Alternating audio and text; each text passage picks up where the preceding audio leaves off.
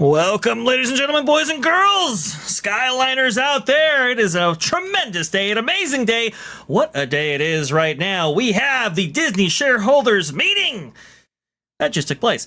And not a lot was said there, unfortunately. That's no good. But it is still a big day because, well, it was officially the day that Bob Iger, the CEO of the Walt Disney Company, I should say former CEO of the Walt Disney Company, passed the baton, the torch, to Josh D'Amaro. And Josh D'Amaro has just concluded his first annual shareholders meeting. Let me go ahead and see if I can share this screen right now to show everybody what has just transpired. History in the making, if you will. There you go. From Scott Gooston, Bob Iger officially passed the torch to Josh D'Amaro during Disney's shareholders call. Very, very interesting stuff here indeed, because, a lot of people were like, well, is Bob Iger going to go ahead and conduct this thing? Is it going to be the last ride? Apparently, no, it was not. I was saying, I think Josh D'Amaro's going to take this one. Sure enough, he did. But as people have been very saying in the chat, it didn't go exactly to plan. Because we were used to the curated questions. We were used to the AI robotic, hey, you're just doing so fantastic, Bob. I just wanted to go ahead and say thank you and appreciate all your services. We're used to all that stuff, right? We get that. But this was different because some questions were actually pretty good. And how did Josh D'Amaro fare? I mean, as predicted, folks, if you've been keeping track of Josh D'Amaro throughout his entire career, you know that he ain't going to say anything. He's looking to say what kind of, this kind of middle-of-the-road, milquetoast response, not really, offend anybody, right? Because now he has shareholders looking at him. He has board members looking at him. He has James Gorman looking at him. He has the entertainment, intelligentsia looking at him. He's got all of these masters, right, to serve. So he's not going to rock the boat. He's not going to provide an answer that steps on anybody's toes or offends anybody or whatever. That's what he's been doing his entire career. He'll say the right things to the person in front of him, and maybe he might be inconsistent with how he addresses somebody else. But he's doing that for a reason. And so it was no surprise that when you go and ask him a question, he didn't really have anything to say. That's just who he is. So it's not Bob Iger 2.0. Might actually be worse, which is very unfortunate. I would have hoped, I should say, that Josh D'Amaro would have provided a little bit more substance to his answers. But that's not what we have seen. Now, maybe he gets a little bit looser, particularly in earnings calls. Earnings calls are when you get the hard-hitting questions from investors and so forth, saying, hey, what are you doing here? What are you doing there? Hopefully, he provides a little bit more in terms of, when faced with tough or hard-hitting questions, maybe he provides a little bit more substance. I don't know for sure, but that's the hope. Out of the gate, though, yeah, indeed. Erika of Raf, OG Dutchie, Ninja Pat, right there. A very disappointing shareholders call for sure. Let's go ahead and bring on somebody with their own opinion right here. Let's give a big round of applause to Ron from Follow the Bradley's Fun. Hello there, Ron. What is going on? How are you doing, sir? What did you think about this shareholders call? I haven't had a chance to see. You're gonna have to tell me any news you got out of it. Tell me, and I will. I'll let you know because I really wasn't able to. It's just been a day, so my allergies are killing me. We're in full-blown allergy season here. I was kind of trying to watch Pro and then Valiant and then, but I wasn't able to quite catch everything that was said. My concern, Bob. So, okay, Bob's leaving, but leaving, right? Allegedly. So, that's what we're being told. Go ahead. Look, what I really want to know more than anything else, if Josh doesn't get the 2-shower office then we've got issues. Josh needs his 2-shower office. that remember that was a point of contention when Chapek was actually the CEO of the Walt Disney Company, right? He never got that corner office that, quite frankly, he should have had, which was not good right there. I will say, you didn't miss much, honestly, from that shareholders meeting. I think the things that were previewed were a little bit more substantial in my mind than what was actually said on the call. And what I mean said by on the call is after the sizzle reel, after the look at all that Bob Iger's accomplished over his entire career. Now we're in a new era. We're showcasing all this kind of stuff. After that, right, when you actually bring in the questions. Or even, I should say, the proposals that were pretty much all struck down, which we'll get into as well. That portion of it, that really, people used to bring hard-hitting questions to these calls, folks. Back in the day, these shareholder meetings were actually conducted in public, right? Were in public areas where you could actually go to if you were a shareholder, get up to the mic and ask a question to Bob Iger directly on stage. That's how these used to work. And obviously COVID changed everything, and everything's handled virtually. Now everything is pre-screened for your protection. So unfortunately, we didn't get much in the way of substance there. Not just from the questions, which we were already predicting we weren't going to get a lot of. But man, some questions were actually pretty decent. Was that guy there? Didn't result in answers. But was that guy from, what is he, from Variety magazine? I can't remember. What's that guy's name that has got the hussy voice and he talks? What is his name? I don't remember at the top of my head right now, but I know exactly what you're talking about. Yeah. He said, Josh and Dana, are you going to be the gayest Disney leaders ever? Right. Mark, is it Mark Malkin? Is it? Yeah, I think that's it. But and I'm not trying to look. That's his question for literally everything that I've seen over the last couple of years. That's come. It doesn't matter if it's the straightest show. He'd probably still ask it. He'd be like, Tulsa King sliced alone. Is this going to be the gayest Tulsa King ever? Like that's his thing. Yeah, and why is that your go-to question? Is what I wonder. Well, they're trying to elicit. They're trying to elicit responses that showcase, the progressive nature of some of the maybe of these shows, right, in the modern era, or maybe from the writers or whatever. They're trying to highlight that, showcase that, because Variety, obviously, as I know, as a trade, right, they're looking to get headlines and they're looking to get, this is what this person says about this very progressive show or whatever. That's what they're trying to bring out right there. Which, by the way, I mean, I got to be honest. If Mark Malcolm was actually asking questions, maybe we'd actually get, better questions asked. And what was actually, provided at the shareholders meeting, which is really sad. I do remember back in the day. Do you remember this, Ron? Back when they had these shareholders meetings back, pre-COVID, somebody would always get up there and ask Bob Iger the famous question. The famous question being, when are you going to release Song of the South on Blu-ray, or pick your format of choice? Do you remember those? Right. It was every single year. And here's the thing, you have to go out of your way to tell people Song of the South is offensive in order for somebody to look at it in a way that it's going to be offensive. I always say, look, here's the deal. I understand when you are talking to an audience, right? You're talking to any audience, you try to aim what you're saying at that audience. I get that. But here, the thing about Song of the South is Song of the South was not created at the time to offend anybody. Looking at anything created in the past through today's lens, I think is a horrible way of looking at something. And when you have the first African-American actor to ever be awarded an Academy Award, I mean, it was so progressive back then that I don't think he was even allowed to come to the Academy Awards. Which is weird, right? It was. I think he won an honorary Oscar because like you're right, Ron. I mean, back in the day, I mean, it just wasn't. But still, it just wasn't done.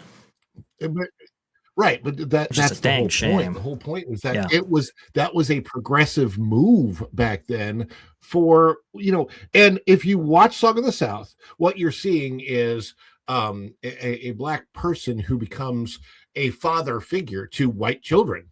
Like that's really what happens. If you take everything else out of it, you're going, wow, it's like people are saying, well, it's bad because people, showing people in a happy time that they shouldn't have been happy, but you're judging that from this point of view, from today's lens. You can't judge that. I Song of the South, the fact, and here's where I'm going with this, the fact that you have classic Disney songs that have come from that Zippity Doo-Dah, Laughing Place, these wonderful, wonderful songs that you don't even need a context of that movie to enjoy those songs, and now we can't even hear them in Disney parks is beyond the pale of ridiculousness for how woke this company got in the 2020 era, 2020, 2021, all, by the way, technically under Bob Iger, who was using Chapek as a scapegoat,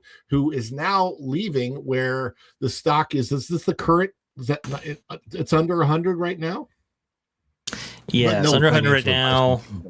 This is, no financial advice here, obviously.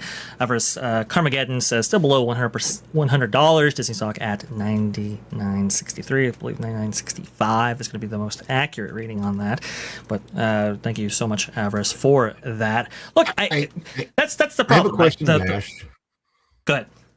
Well, what I was going to ask, okay, I did see this in the chats earlier that people were questioning how long Josh D'Amaro would stay, and would Dana Walden try to oust him in some way? Would she be the new CEO by this October?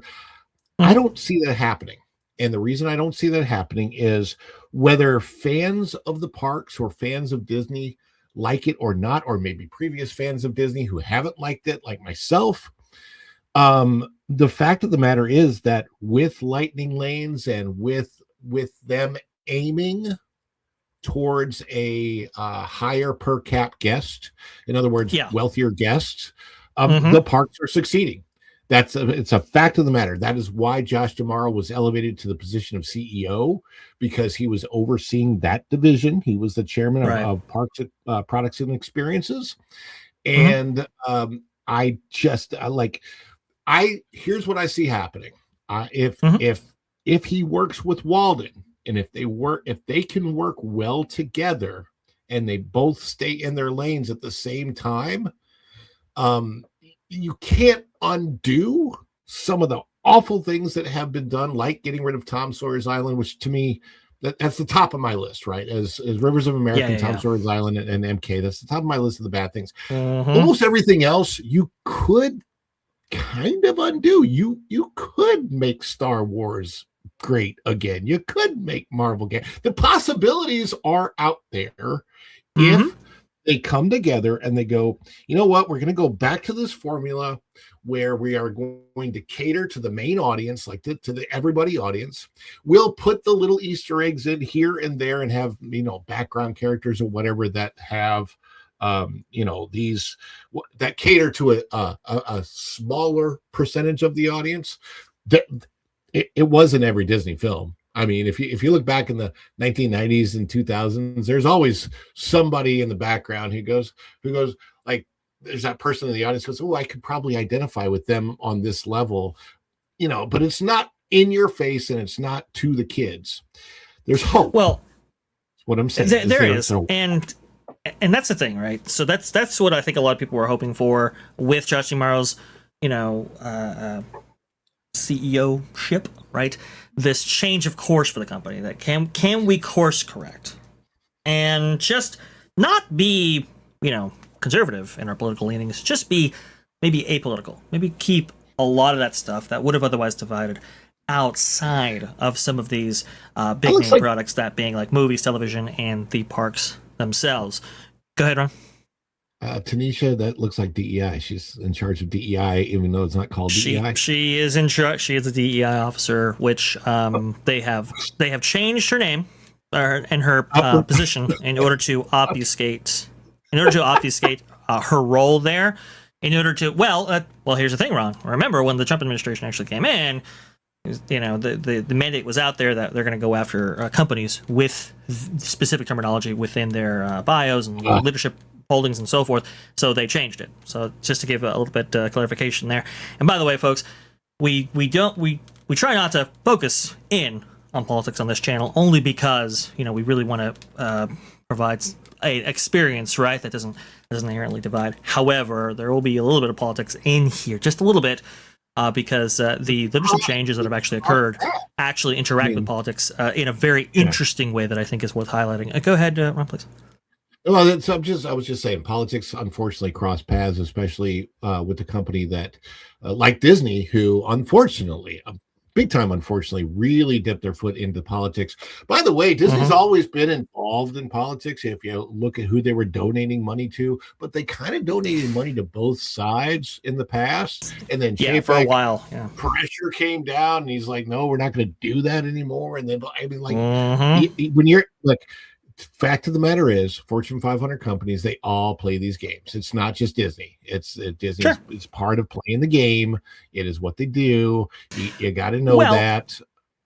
And by the way, Ron, to your point, like in Florida, for example, they disproportionately, for a while there, were donating to conservatives and conservative politicians and so forth in that region. Why? Because they wanted to keep Rita Creek. So it's like, it's. They play the games and they do the thing. In 2020, though, in 2020 and 2021, according to Open Secrets, I believe, that definitely favored one side over another for sure. But that has been balancing out ever since that point right there. We'll have to see where everything goes. No politics were expressed, at least on the shareholders meeting, which is good, outside of some proposals and so forth, which is regularly done. But you mentioned, Ron, before about being unified, and apparently that is something that Josh DeMauro is looking to achieve with his new role as CEO. New Disney CEO Josh DeMauro lays out his priorities in first memo to staff.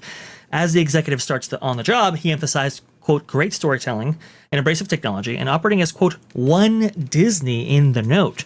This is very interesting, Ron, because, and this is the Hollywood Reporter, March 18, 2026, by Alex Weprin. Very interesting, because in the shareholders meeting, and that kind of sizzle reel, there was actually a graphic that was put in place highlighting this one Disney effort. I thought that was very, very interesting because I remember the one Disney effort for the parks trying to link up the operations of both Walt Disney World and Disneyland. Unfortunately, it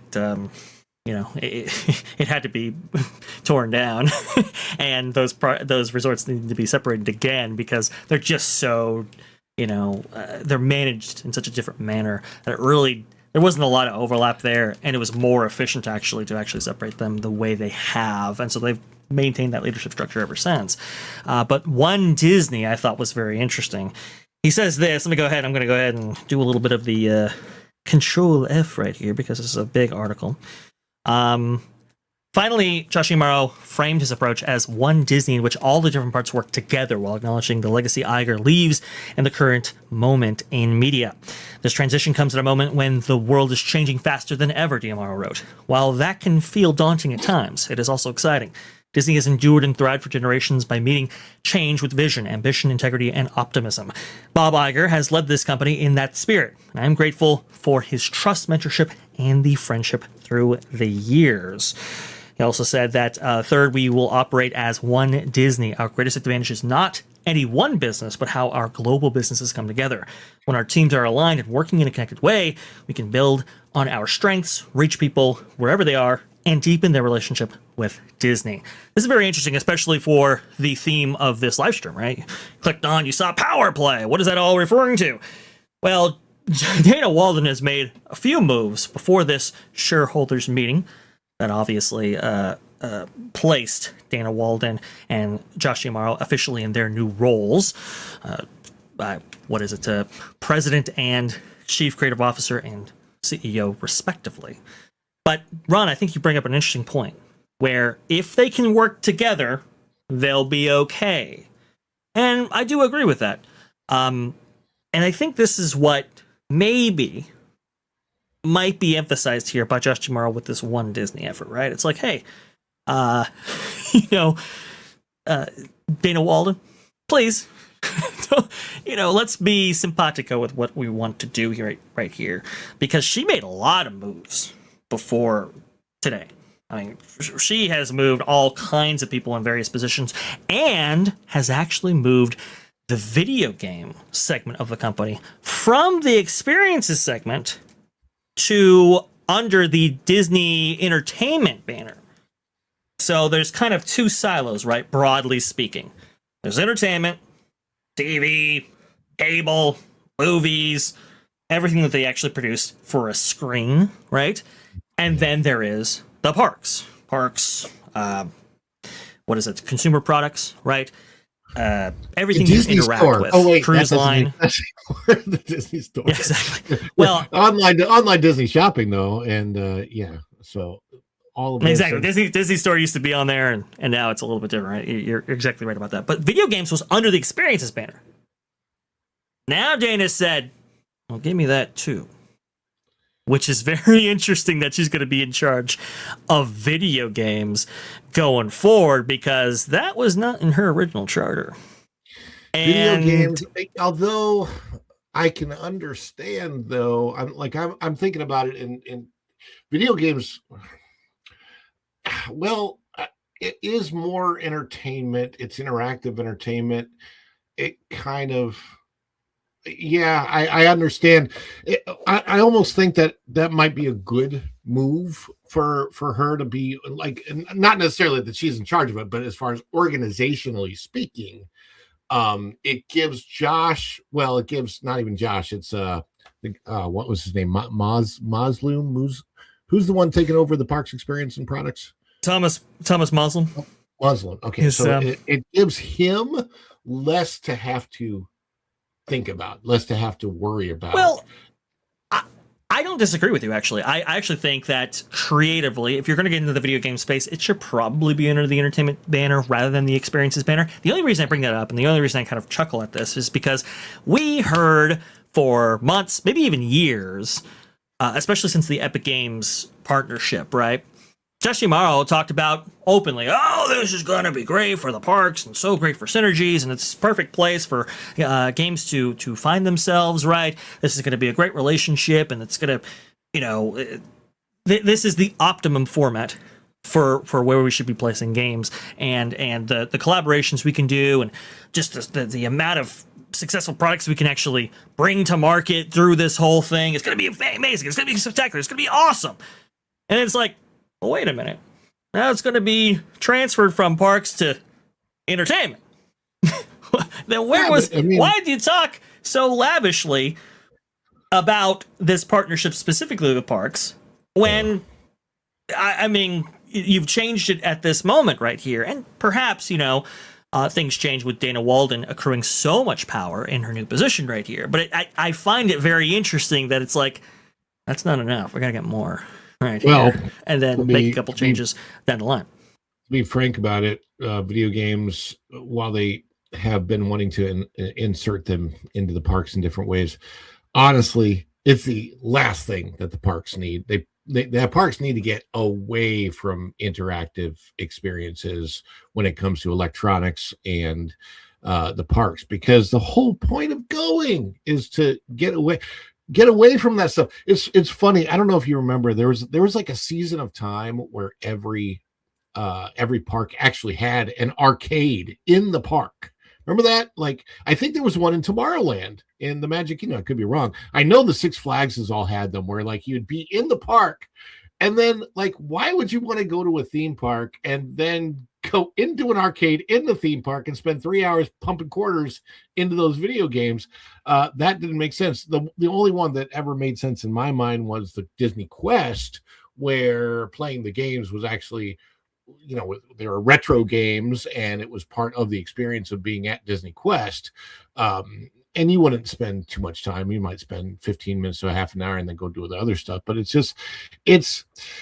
there is so much interaction in the parks and Disney parks where, like, for example, Galaxy's Edge, if you want to interact with anything in there, you have to get back on your cell phone and it drains power. It's people are walking around the parks on their phones trying to get lightning lanes and all that junk. And while at the same time, here's what Universal has done very, very intelligently with not so much games, but real experiences. They have the magic wands. And now you go to a store to have an experience where that wand selects you like it does in Harry Potter. Then you get the wand, and then you can go and you can interact with things in the park with the wand and have like an actual fun experience that's away from your cell phone, that's not on your cell phone. It just I don't know. This whole Disney's a really, like, they've accumulated so much, especially under Bob Iger, that I feel like they maybe just don't exactly know how to handle it all, and that's why we've seen so much of it fail. Yeah, I mean, I think you're right, and especially this started to become an issue, I think, in Michael Eisner's era at the very end there, where they bought .go or whatever for a huge amount of money, and that kind of failed, which was not good. We saw, they wanted to buy the Mighty Ducks or whatever, and then maybe the Anaheim Angels, and it was just getting a little bit too broad. I think it was getting a little bit too wide, and those silos, I think, need to go a little bit more vertical than adding so many different things to the plate right there. This video game thing, Disney and the relationship with video games is very, very interesting because they've gotten in love with it and fallen out of love with it multiple times. This has been going on since Michael Eisner's era, and then continuing in the Bob Iger era, almost almost uncontested. This whole thing of like, okay, so a video game company is going to reach out to Disney, and they're going to be like, okay, hey, we want to go ahead and license your product for our game, right? We want to make a game based on one of your hit franchises, Lion King, Aladdin, or something like that. You remember the Sega games and all that back in the day? So we're going to go ahead and we're going to take your IP and bring it to market in this way. And then Disney looks at those returns and says, oh boy, the royalties are great, but man, what if we got into gaming? And then they say, okay, we're going to go ahead and pull our licenses, pull our IP back, then we're going to bring games to market. Then those games fail. And then it's like, okay, let's go ahead and wrap this up, folks. Let's go back to the licensing royalty thing. And then the licensing royalty thing goes to other companies. They say, whoa, wait a minute. This is huge. Ron, look at how much money we're making in video games. Let's go ahead and get into video games ourselves. Yeah. And then this process repeats and repeats and repeats. Where is Disney with any of the Marvel games? Like the Marvel games you can play on your phone, the Marvel games you can play online. There's a whole slew of Marvel games. Is that just licensing? Because like the one I played, licensing, Contest of Champions, is a Kabam game, right? So Disney's not making that game, so they're getting a license fee. It just, it's not really the only Disney game that I could ever think of that I've played that's a Disney game, and I don't even know if Disney owns that one, is I can't remember the name of it, but there's like Mickey Mouse and a sort of a haunted house adventure kind of a thing, and I can't remember. I don't even remember the name of the game. I know I played it, but it's just like it's a weird thing. So you have ABC, you have ESPN, you have Hulu, you have Disney Plus, you have everything they're producing for movies where they own Marvel, they own Star Wars, they own all of these IPs, and now games, and perhaps their partnership with Epic Games, and this is all the stuff that Walden is going to oversee, but also Walden overseeing. But what about like creative decisions that have to go to the parks division, and what happens there?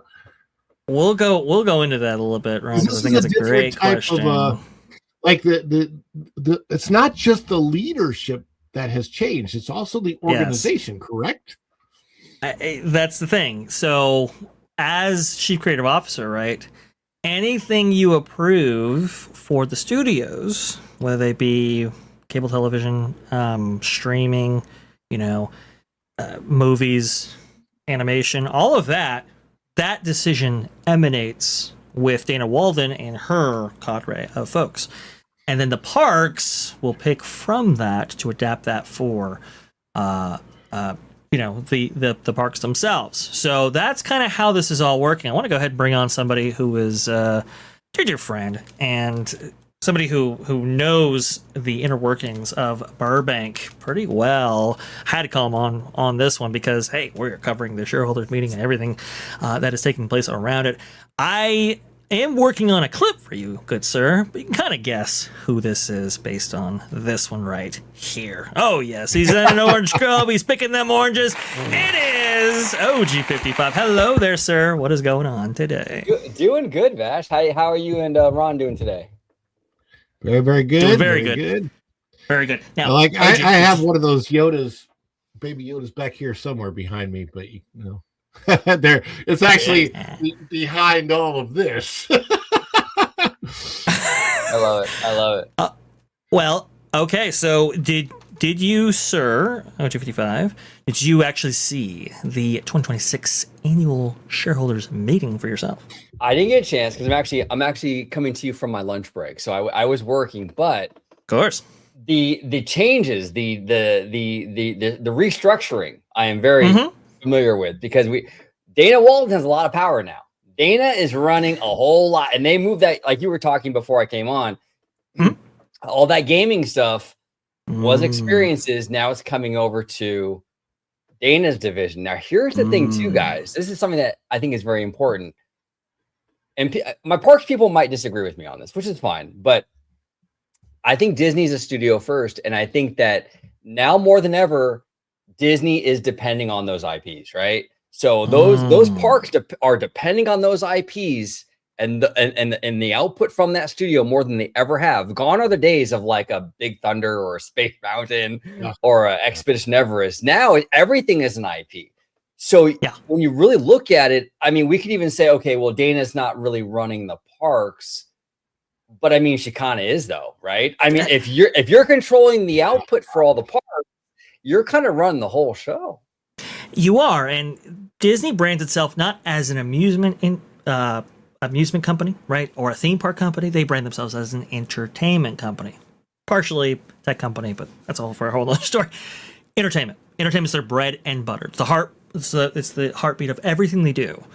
And now you're not entrusting that solely with Josh Giamaro. You're really giving that off in a big way to Dana Walden, which I thought was very interesting because in the shareholders meeting, you really didn't get to hear from Dana Walden or heard her referenced much at all outside of a few comments from Bob Iger and James Gorman.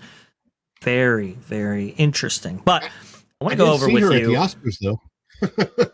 She was at the Oscars. That's true. They were together at the Oscars, which I do have tweets on that, I do believe. Well, I want to go ahead and real quick, Vash, that's the frustrating thing that I'm actually kind of, when it comes to the way they've been handling this. I think Josh has been really good overall, right? He's a smoozer. He's a very charismatic dude. I am a little bit frustrated though that they're not allowing Dana to kind of be there with him more. I feel like I've seen more of Josh and Bob, but like I don't really care. Like, I mean, not to be mean. I mean, look. And I actually think Bob Iger has done a lot of great stuff for the company. I have. He's made his mistakes, but I do think there's a lot of good stuff there to be had for sure. But Bob is the past though at this point. Like I want to see more of Dana. Like she's the future. And I feel like I'm seeing more of Josh and Bob, which is like, I don't really care what Bob's doing, to be honest with you at this point. He's not running the company anymore. You know what I'm saying? I do agree with you. And I really want to see more of Dana because like I told you, I think, over text, she is basically CEO in everything but name only, at least for a large portion of what Disney does, which is creative. And that right there, I mean, if you're hinging all your bets on this woman right here, I mean, there's a huge amount of trust that has to go into something like that, and I think that's why Josh Giamaro might be calling for a one Disney type mentality. Hey, let's all be on the same page together because we're gonna have to work together in order to make this through here. Very interesting. OG, Ron, I want to go through.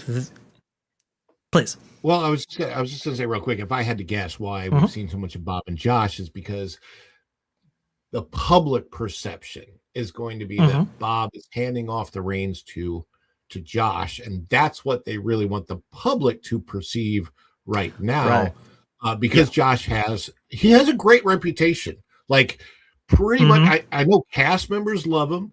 I've met him. He was nice. And he across the board, I think, has a good reputation for Wall Street. And it's all about perception. But now is the time to shift. Iger's gone. I think there needs to be some type of a meeting, and it may hopefully before the next shareholders, but where there's something on stage. Certainly, we're going to need to see a Dana at D23. We're going to need to see how the entertainment division is going to affect the parks. Like Orange Grove said, she's kind of with being in charge of the IP. You're kind of in charge of the parks in a lot of ways, and we need to see how that's going to affect certain things. For example, over here on the East Coast, Monsters Inc. When do we get the announcement about how the Monsters Inc. What's the third movie going to be about? How is that going to affect what's going to happen in the parks? Are people going to love something? A lot of people, Muppets Courtyard was beloved but old, and so people are going to be like, hey, Monsters Inc. was from 2001. How are you going to make it popular enough that part of the park is going to be just, gangbusters? Dana is the one who's going to be able to tell us that, because she's going to be someone in charge of Pixar and what's coming out of there. So it's going to be interesting. I want to see more of Dana and Josh together. And if we're going to do this one Disney thing, that's what it's going to be.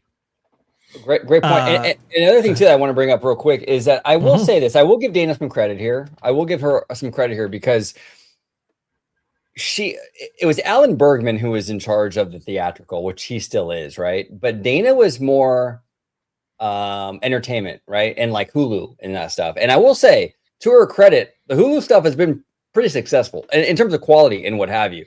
So I'm actually for that, in that regard, I actually I'm a little bit encouraged in regards to like what she might bring now running the theatrical, because the theatrical has been struggling quality wise, big time.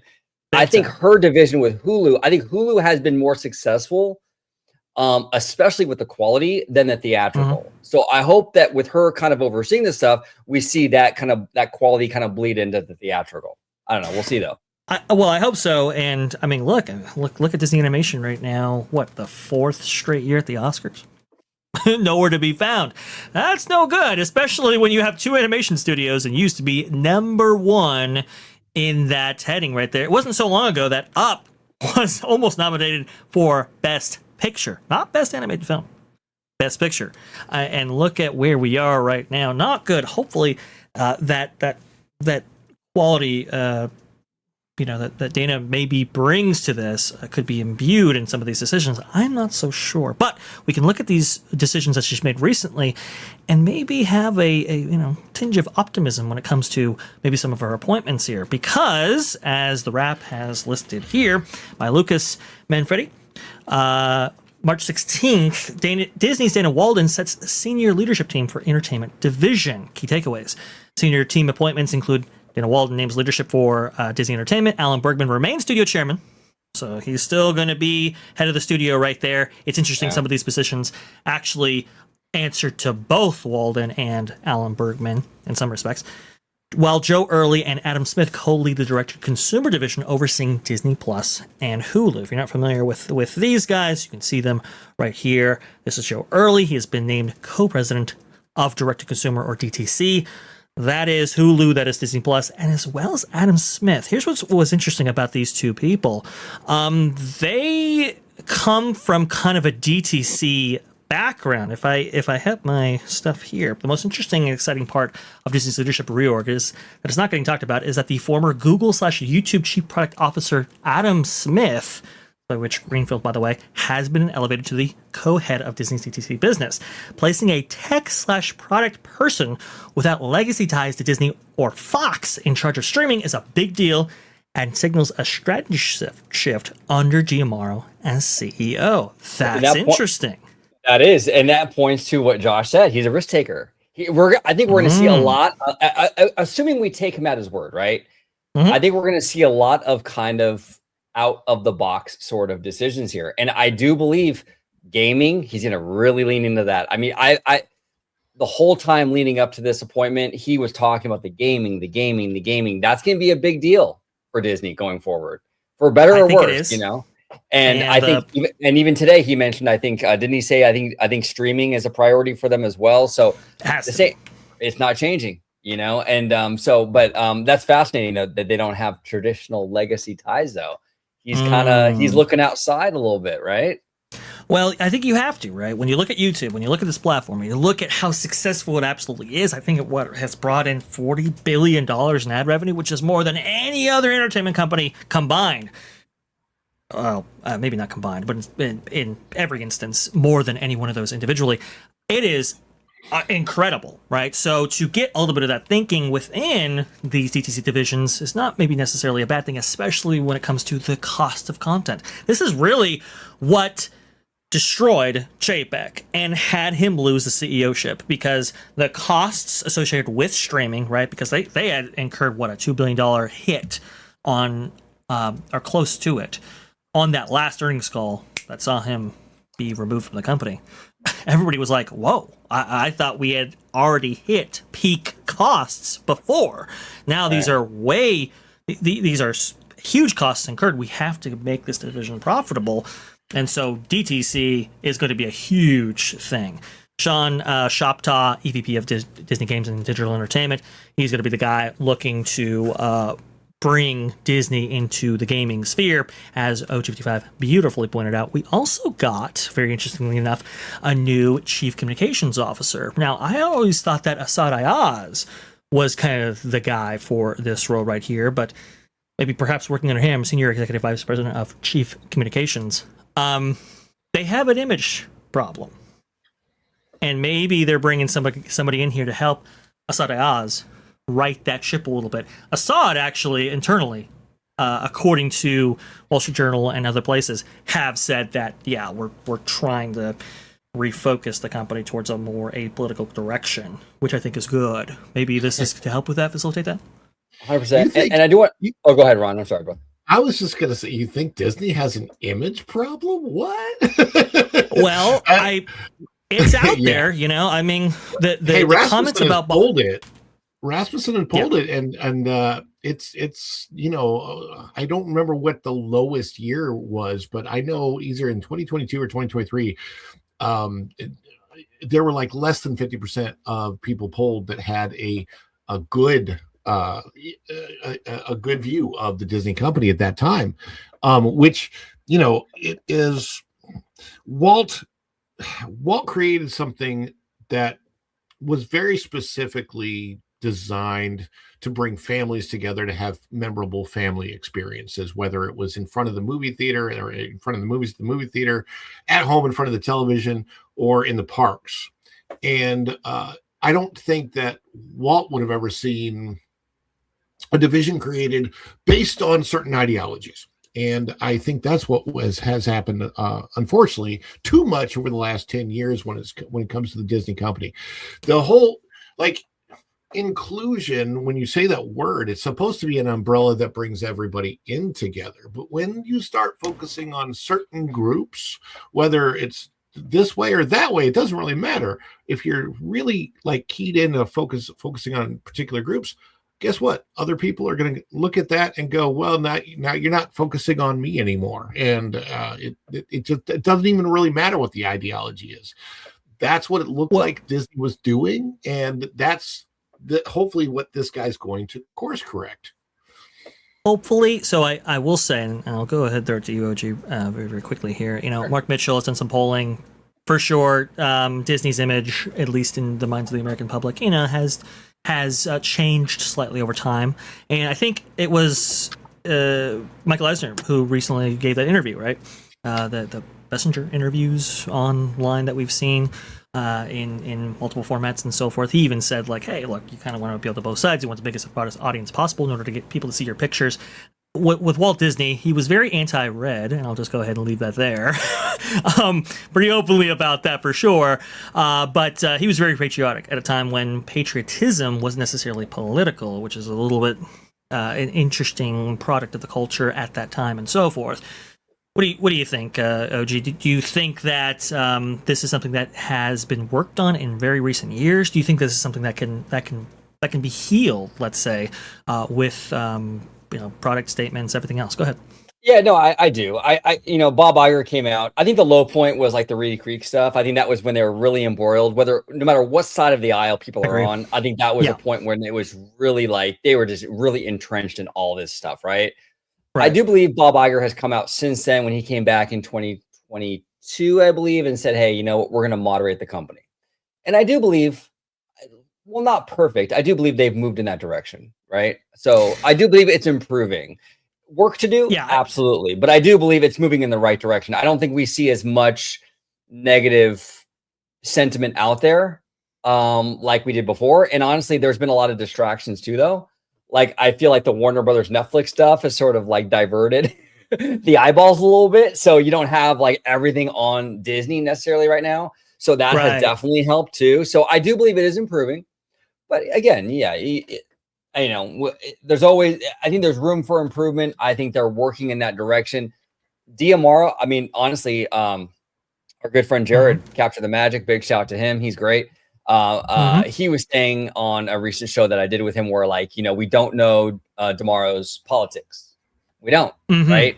So that's something to be said, right? Now, here's the thing too, though. I will say this. He's the parks guy or was the parks guy. So that doesn't come up as much in his division than it would in Dana Walden's division, because Dana Walden deals with like ABC and like news and all that.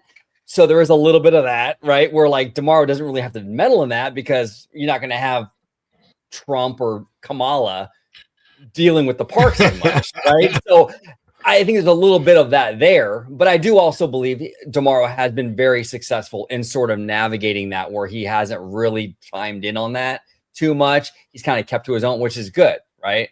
So I think we're moving in the right direction. What you're saying is they've never broadcast The View live from Walt Disney World or Disneyland. Exactly. Remember when they used to do like Epcot would do America's Favorite, was it America's Favorite Videos, Home Videos or whatever? That used to broadcast like some of their shows from Epcot, which I remember being in the park when they were doing that, and it was actually kind of cool at the time. I loved when they did when they can have that kind of a synergy between what's going on in the parks and the television specials, and which they do, of course, like around the holidays every year, for example. And I think that's really, really good for the parks, and I hope to see kind of more of that. It would be nice to see that synergy between parks and between entertainment and the right kind of stuff brought in. I would still love to see more stuff. You talked about IPs, and I would love to see something created specifically for the parks first, but that they know will be an IP in the movies or television space later. I have personally, I wish I could pitch it to somebody. I have an amazing idea for what you could do with Figment. But and that's the interesting thing, Ron. Josh Schumer was asked about Figment on this shareholders meeting, which I thought was very interesting. He gave a non-answer, but it's still at the top of mind for many fans out there. So you're not the only one that has this thought about some of these things. I want to go ahead and bring on somebody before we get to our. Well, hold on that thought. Let me go ahead and bring Erika in. We'll go through your idea. We have limited time with the amazing Orange Code 55. I gotta ask him on one thing right there, so we'll go ahead and hold that, Ron, just for a little bit, and then we will go ahead and showcase your amazing idea for Figment. It is the one, the only Erika from Erika of Raf. Hello there. Hi. How are you doing today? Man, it is quite the crazy day. Yes, it's been crazy. I woke up with a slight migraine, but got it under control, got through the shareholders call. Here I am. Yeah. And it was interesting, to say the least, for sure. It was, boy. Not a lot said, unfortunately. I think the most interesting things were now, OG, have you seen this show Shogun? Right, that's taken the world by storm. I think it's the most popular thing that's ever been on Hulu in like a decade. But go ahead. I haven't, but our good friend Jay Shear in the chat said that he loved it. So I mean, and I Yes. heard good things about it. I know my other friend Tones loved it. So that's the kind of stuff I'm talking about when Right. Dana comes in. I mean, there has been, to be fair to Dana, there has been a lot of quality on her watch, and I know even at Fox, Rupert Murdoch. I mean, he was very, very bullish on Dana. So well, and this is the thing too. Okay, Nathan's comment kind of ties into kind of what I'm going to say here in a second. But Nathan says OG 55 is being very blue sky. I am, because we don't really know. Like, we have a history with these executives. We know what Josh Giamaro has done. We know what Dana Walden has done, but we really don't know until they get in there and they have the control. Remember, Josh and Dana were answering to Bob. They were trying to climb that ladder, and they were answering to Bob. Now that they don't have that, now they don't have to deal with trying to impress Bob. What are they going to do? Now we'll see the real Bob, and now we'll see the real Josh and Dana, because before they were trying to impress their boss, right? Kind of like when Bob Iger came in. I remember I was in the community when Bob Iger came in after Michael Eisner, and everyone in the community was like, "Oh yeah, Bob Iger, he's an Eisner 2.0. He's an Eisner yes man. He gets in, he's completely different, because Bob no longer had to answer to Michael anymore. He did his own thing." I think we're going to see a similar dynamic here with these two. It's going to be different, for better or worse. I don't know, but we'll see. But we don't really know. We are blue skying it, Nathan, because we don't really know. Once they're in there, we'll kind of get a better idea. But it's going to be different because now they're not answering to their boss, Bob Iger. That's very true. We do have a little bit of insight in maybe where some of this is going, because this was so crazy of a story that I was able to do when it came to investigatory work. I mean, it's just like when I discovered all this stuff, I was like, whoa. This is not what I was expecting at all. Okay, so we know about some of the changes that have been taking place within Dana Walden's creative field, right? And we just went over, a few changes at DTC, a few changes in at the head of games and so forth. This is where it brings us here to Deborah O'Connell. Okay, so this is by Nelly Andriva, March 16th, 2026. Disney's Deborah O'Connell sets direct reports, including Craig Erwich, who adds 20th TV oversight. So she made moves upon her getting the new position as, let me go ahead and get her position right here, has been named chairman of Disney Entertainment Television. She's in charge of all of TV for Disney. We'll go into Craig Erdwich in just a second, but let's go ahead and focus and hone in on Deborah for just a moment right here, because she, very interestingly enough, has an interesting history with the Walt Disney Company, and maybe keying in on what exactly we're talking about here when it comes to quality, and maybe the apolitical nature of where Disney might be heading. I say might very assuredly right here. So she was brought in back in 2024, I believe in March or February of 2024. She was brought in to oversee ABC News, and she was put in charge of the division that was basically solely managed by Kim Godwin. Kim Godwin actually being the first African American in that role, which is very, very interesting. But Godwin had not been really looked at fondly by this time. In fact, actually, the New York Post back in the day says that Stafford Shear, ABC News shakeup as President Kim Godwin days could be numbered sources. The reason why they're saying this is because it was very tumultuous at this time. I mean, the George Stephanopoulos thing had taken place, right, where he made accusations against now the 47th president of the United States, President sues and so forth, right? That whole thing emanates at a time when Kim Godwin was at the helm right there. You saw, I think like The View didn't have a conservative on for a while, and just all of these things that were taking place inside. But I according to my research, Kim Godwin had created this aura of dysfunction, I think, that people working there could actually attribute to her, which I found very, very fascinating. Deborah is brought in to clean things up. And apparently she is no nonsense, very goal-oriented, very focused, very driven, works on weekends, and she's very candid about her displeasure with her with her subordinates, that being Kim Godwin. Eventually, Kim Godwin is forced to step out, I believe, about 3 months later. So this is May 5th of 2024. And then Deborah takes the lead. Now, here's what's also interesting about this. Not only does she fix some things going on within Disney, ABC News and so forth, but apparently she was very, very frustrated over the George Stephanopoulos incident. Apparently she said that she was furious and she threatened to take him off the air for his, what she called, lack of objectivity back in the day. That's very interesting. Apparently not big fans there. And guess what she does about it? Following the election, November 2024, she has dinner with none other than Susie Wiles. Now, if that name isn't familiar with you, that was the campaign manager previously for Donald Trump, now the 47th president of the United States. She is his chief of staff. So Deborah O'Connell goes down to Palm Beach, has dinner with Susie Wiles. A couple days later, that's when George Stephanopoulos officially settles with Trump over that whole thing. And apparently that emanates specifically from Deborah O'Connell. So, and back at the time that this took place, people were not too friendly with Deborah, as you can see in this post right here. Now, I'm not going to read this out.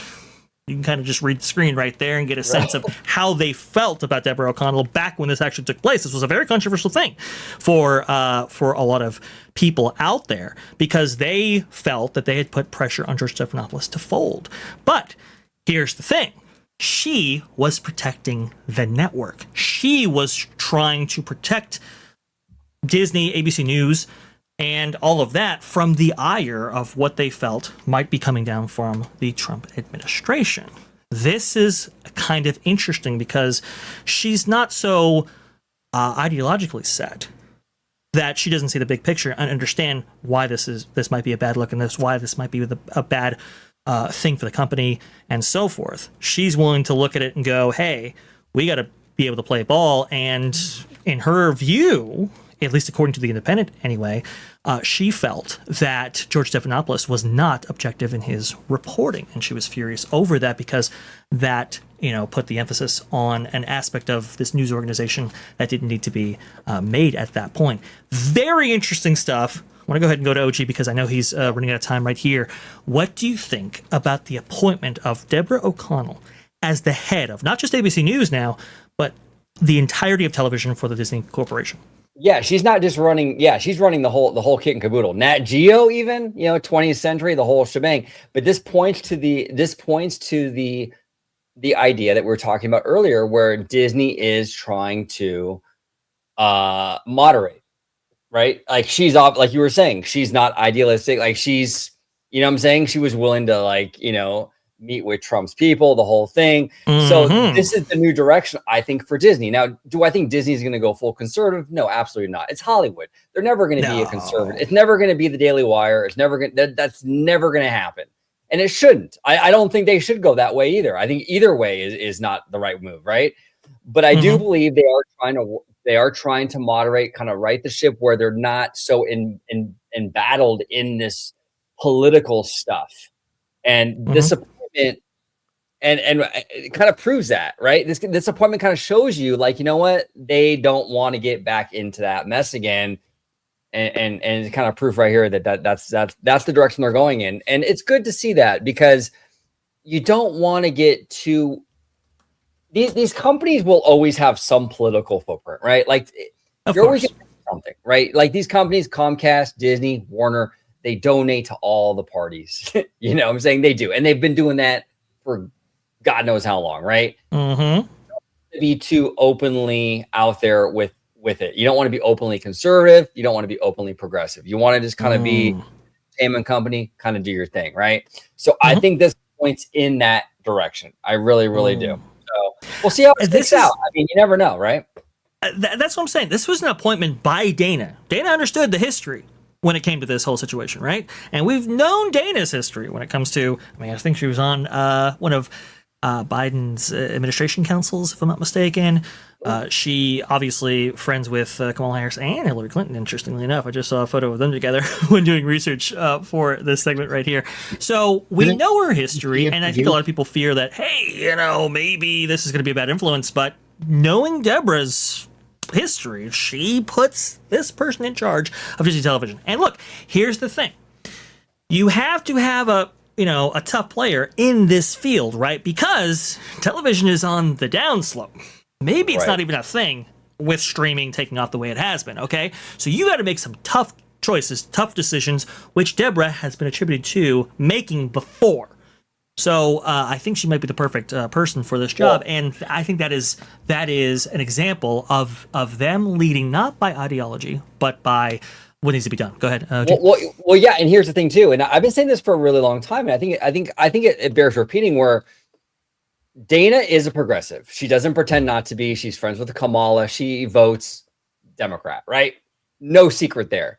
But I've been saying for a real long time, she worked really well with conservative Rupert Murdoch. Rupert really liked her. She did a great job at Fox. And now we're seeing her appointing Deborah, who clearly has, I don't know her political standing, but clearly, not.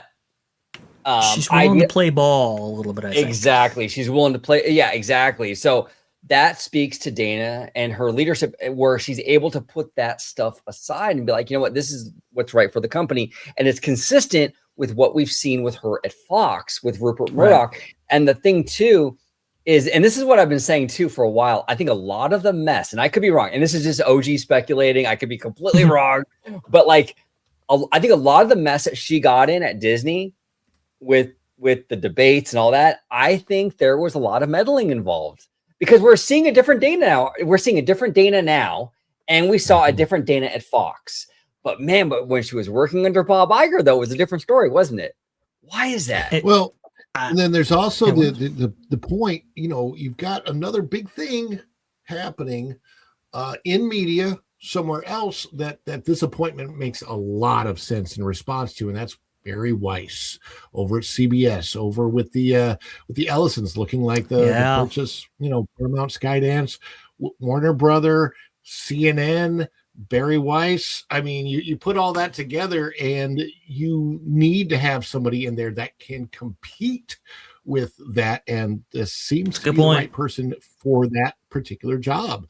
So we don't, I don't live in the Burbank bubble.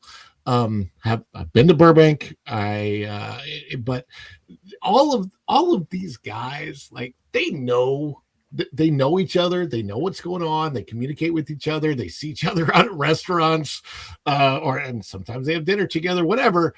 But it's all, there's like it's a machine, right?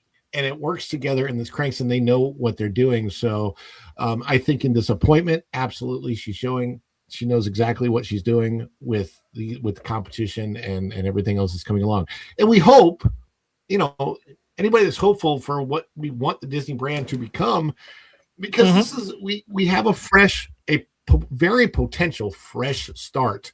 And Josh and Dana both, they have to become their own people. They are no longer, to the point that Orange Grove 55 was making, they are no longer Bob's Josh and Bob's Dana. They are just Josh and Dana, and they get to do something completely new.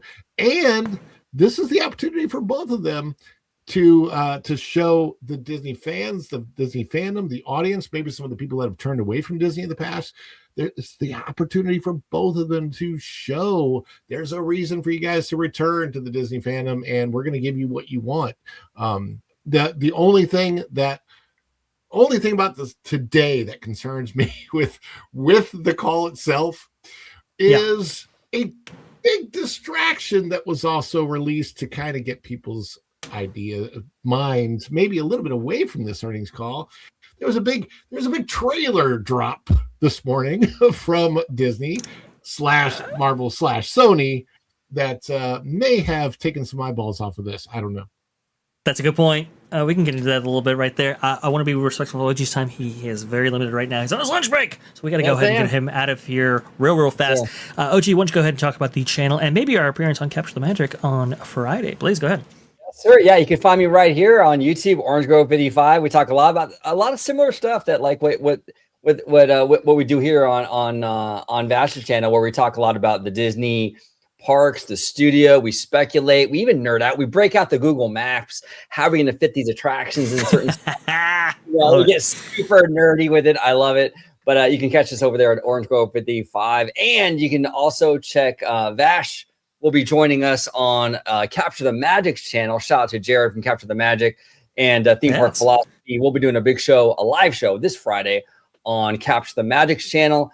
Theme Parking. We do it bi-weekly, and we're going to be talking shop with myself and Vash and Theme Park Philosophy, all the news of the week. So make sure you check it out. And Vash, I want to thank you, Ron, Erika. It's always a pleasure. Thank you so much. I loved your insight.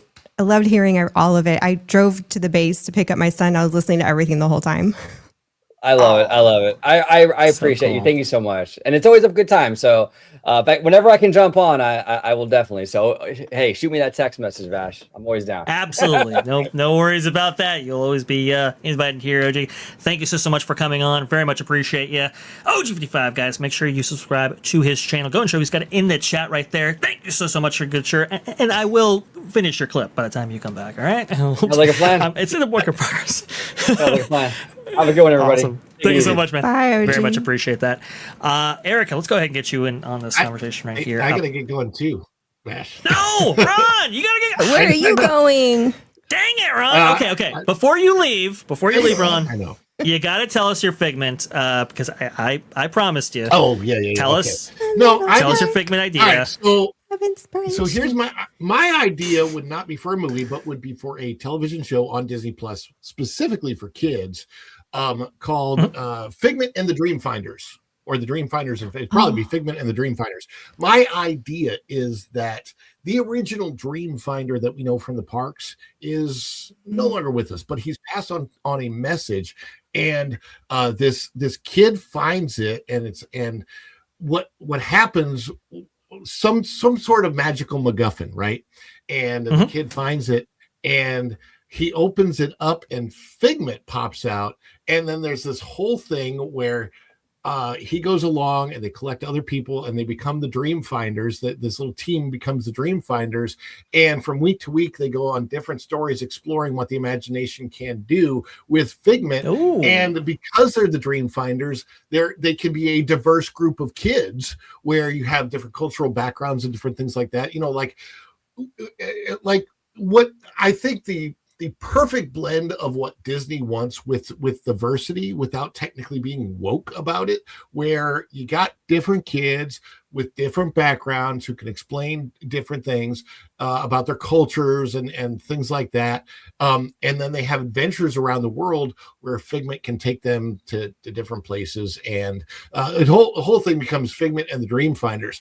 My idea is that this would go along with what I want to have happen in the parks, which is Figment actually moving from the current Imagination Pavilion to what used to be Wonders of Life.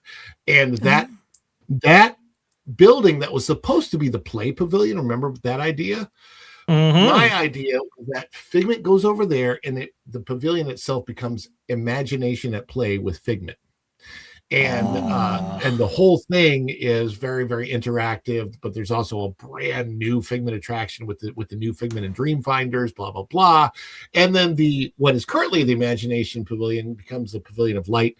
And that becomes really part of world nature, which you'd have something focused on light and how sunlight brings life which flows into the land, right? So you have light.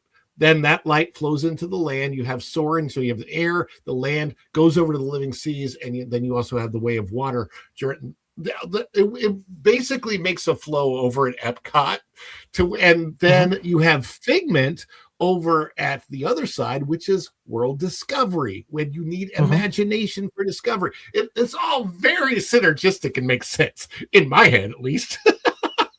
I think it's great. I think it's fantastic. I think it's awesome. I think, man, I would very much be interested in Disney pursuing that, maybe on Disney Plus, maybe on Hulu or something. Get it out there, Ron. You have such great ideas, man. It's so good. And by the way, I think we have like a super chats. I think it's through Ron's channel right here. But Wildman, you have it with the $50. Goodness gracious, Ron, I haven't watched it yet, but I apologize.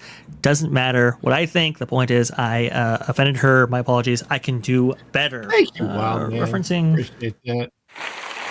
It's I will let Virginia know, and we appreciate that. She'll be very, very happy to hear that. Wow, man, awesome, cool. Super duper, fantastic stuff right there. Wow, man, thank you so much on Ron's behalf right here. People have been asking about. It was a thing, I know you're. Look, I get it. Wildman's kind of like me, tries to be funny, and then sometimes I say things or whatever, and I'm trying to be funny, but it just didn't hit the person. Didn't land. Way. We've been there. Erika, I probably said things to Erika that she's been offended by when it comes to Germany and sausage and wiener and stuff like that. I don't know. No, not really. Not yet. Okay. But I'll let you know. It'll happen again. Anyway, I apologize. I'm very hard to offend. Very hard. Military wife. Come on. She's good stuff right there. Can't wait Ron. Thank you, Vash, for having me. Thank you, Erika, OG, Orange Grove 55. Awesome stuff. And I hope to be on more panels with you in the future. And I'm sorry I got to go. It's a busy day. There's homeschooling. There's all kinds of stuff out there. I didn't know. That's going to be my feeling right there. I do apologize, Ron. But hopefully we get to incorporate as many comments from you as possible right there to maximize your time. Thank you so much, Ron, for coming on. You are awesome. You are incredible. You are great. Go ahead and follow the Bradley's Fun at Follow the Bradley's Fun right there in the chat. I believe Go and Shogi has the link for you. And if not, well, I'm sure it's in the link in this description of this video. Thank you so much, Ron.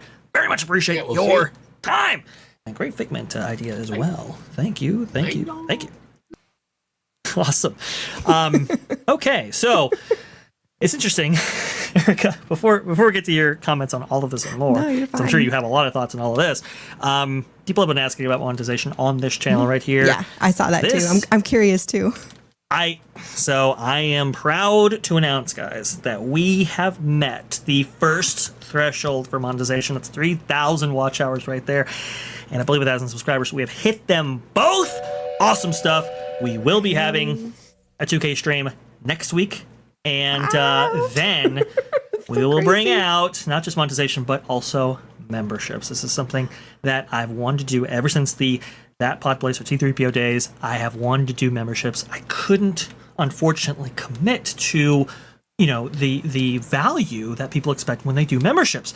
And it always frustrated me. It always was like, I really want to do these, but I couldn't do it. Now I finally can. So we will be bringing up memberships next week, folks. Go ahead and stay tuned for that. It's going to be awesome because my ideas are, man, I can't wait to bring out what I want to bring out with you guys. So it's going to be a lot of fun. So absolutely, guys, awesome. You made it happen. You guys out there made it happen. I feel like I need and now a we got to party get back hat. to you.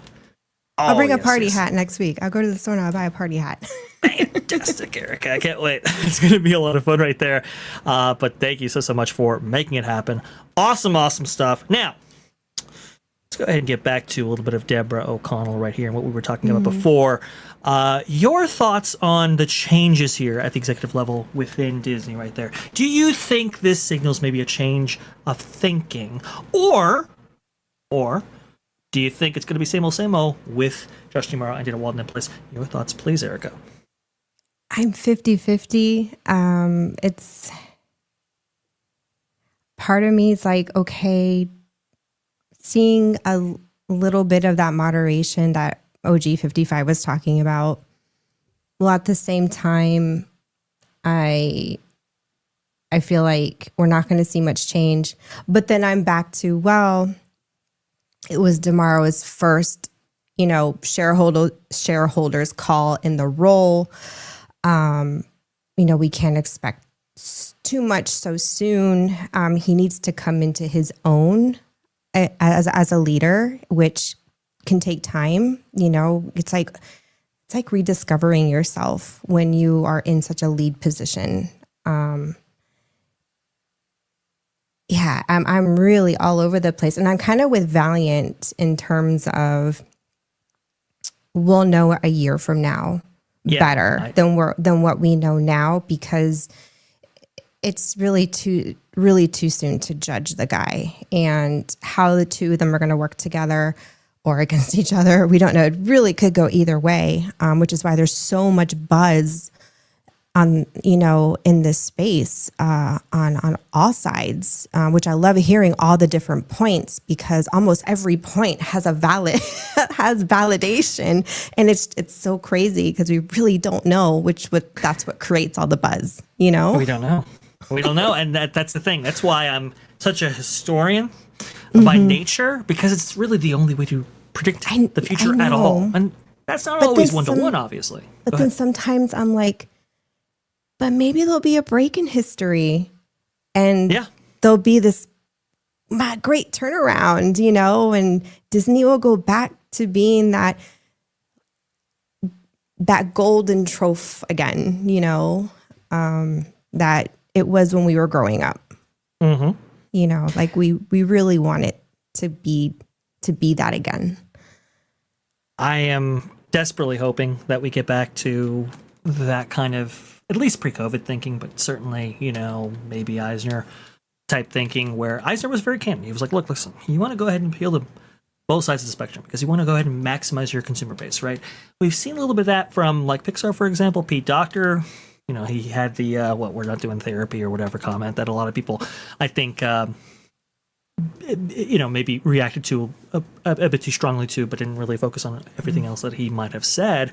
But he has kind of taken this tact of, hey, look, listen, if we're going to go ahead and have these big budgets attached to these films, which they're 4-quadrant budgets, right? We have to appeal to a broader audience right there.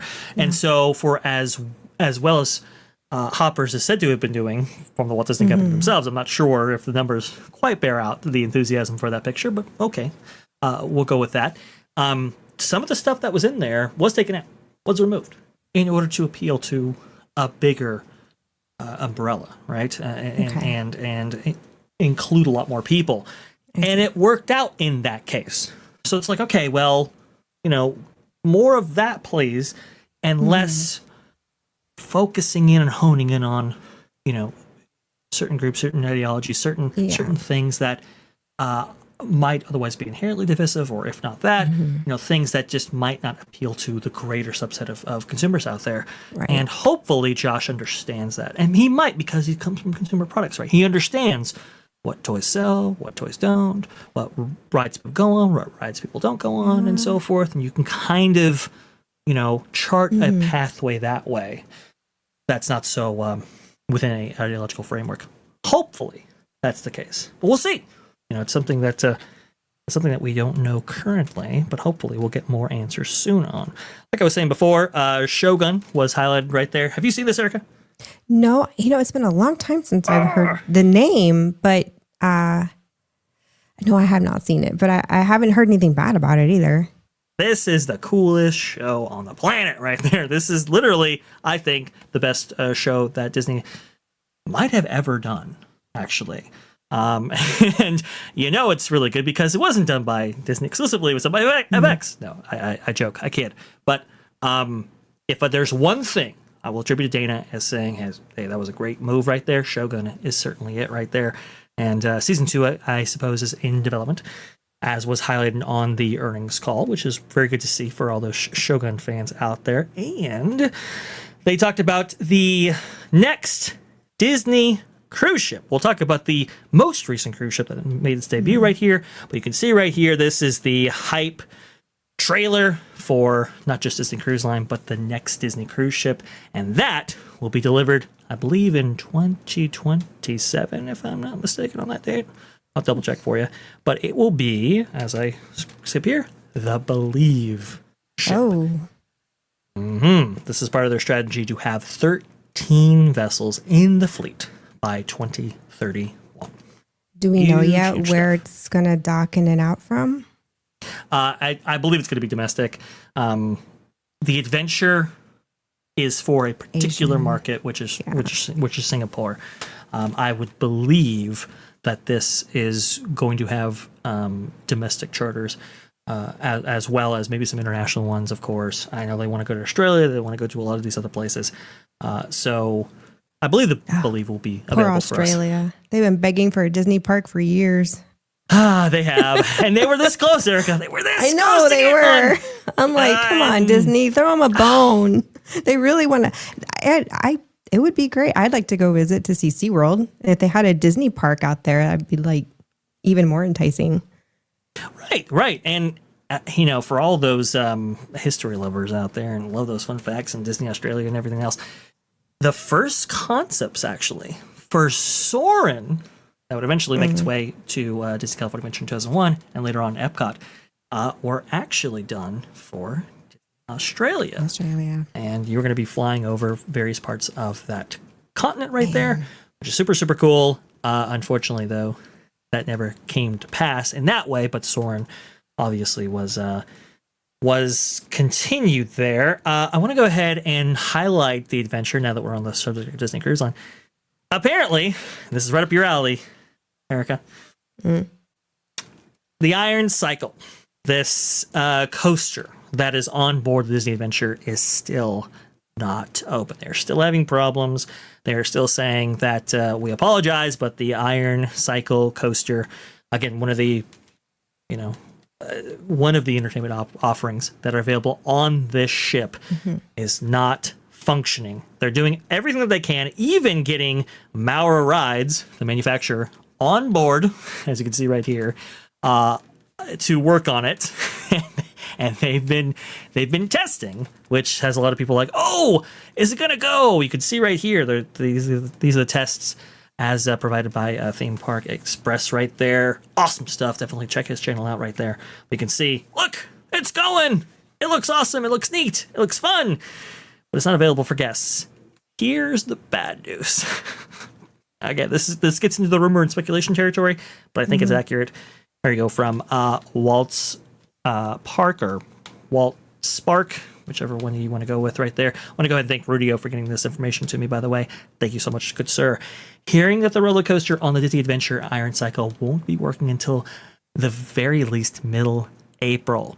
If that truly is the case, why wouldn't Disney have pushed back the maiden voyage until May 1st? They knew the coaster was a huge factor for people. Oh, not good. I don't like this. Erika, your thoughts, please, on this particular story.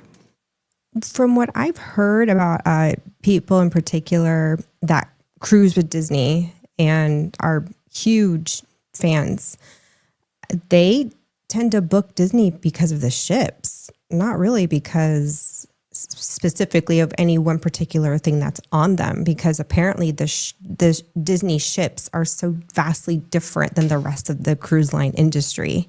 That's my understanding. Second, I think the reason why they're launching this sooner than later is because, like any business, you got to start making money. You've got to start turning over that revenue and those profits. And they are a business. Point.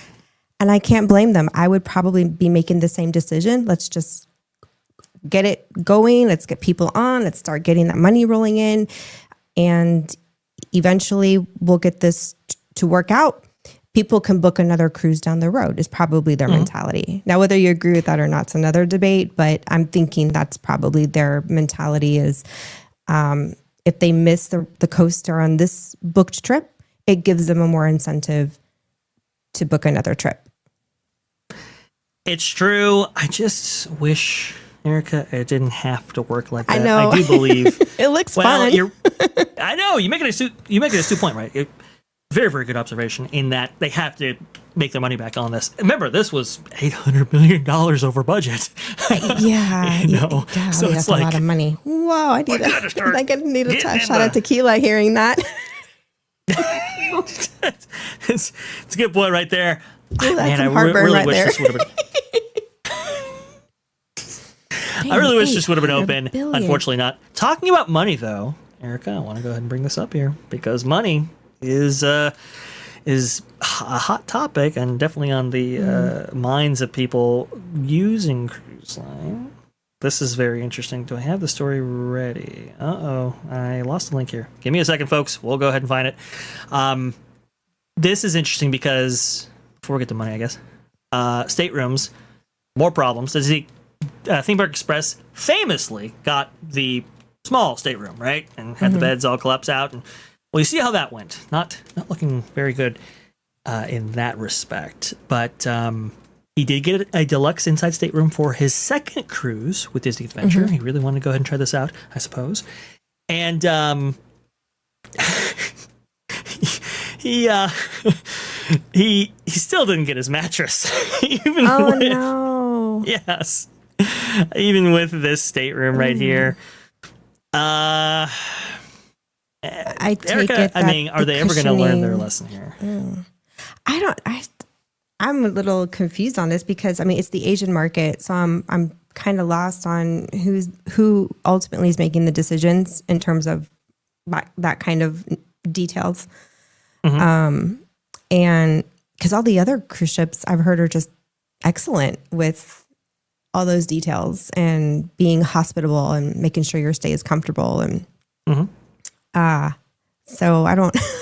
It's just a little weird for the Disney Cruise Line To not kind give you of mattresses. miss that. Yeah, I'm like this, but it's the Asian market too. So part of me is kind of like, I could kind of see, I guess, but I can't don't know. explain it. Like I've lived there, so it's really hard to articulate unless you've lived in an Asian country. It's because they are used to sleeping on hard surfaces, so culturally, it's probably not. I mean, when we went to our first Japanese furniture store, and it wasn't just a furniture store; it was a mattress store, and they sold beds. Not only did they have American style mattresses, they also had marble beds made out of marble where you laid on the cold stone marble. And and it was the most, I mean, for an American, it was very bizarre, but at the same time, it made sense. They do sleep on hard culture. It's just how it is out there. They sleep right on the floor. Beds are, for the most part, it's on the floor. I mean, Japanese housing is doesn't have to have a bed. They're fine with just blankets and pillows just right there on like a mat. You know, it's like a mat bed. Well, And that's just their culture. That's just how it is. You know, and. I guess. And that's all I can think of is that's why maybe this is where culturally it doesn't translate. You know, Perhaps. That's what I'm thinking. I could be completely wrong. I'm just thinking the Asian market, it's probably not big of a deal to them because.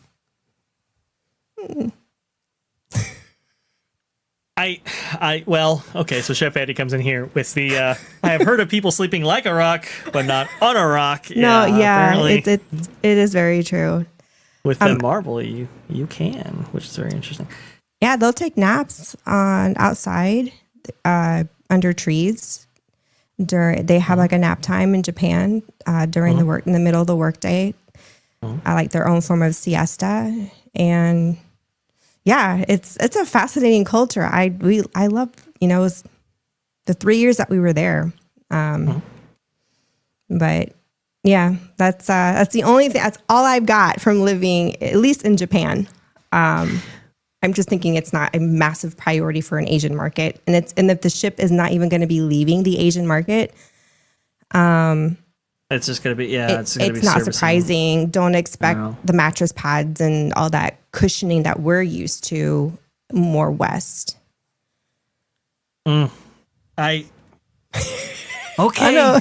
It's a little tough pill to swallow. If this ever makes it to an American market or any other market for I that don't matter, think it will. better include those mattresses. They don't know what the they're doing. Do you understand that? Perfectly placed, MJ. Thank you so much for that. I want to go ahead and highlight this other story here because I don't know how this translates in Singapore, but I know it Yes, translates God to bless me. American mattresses. I agree.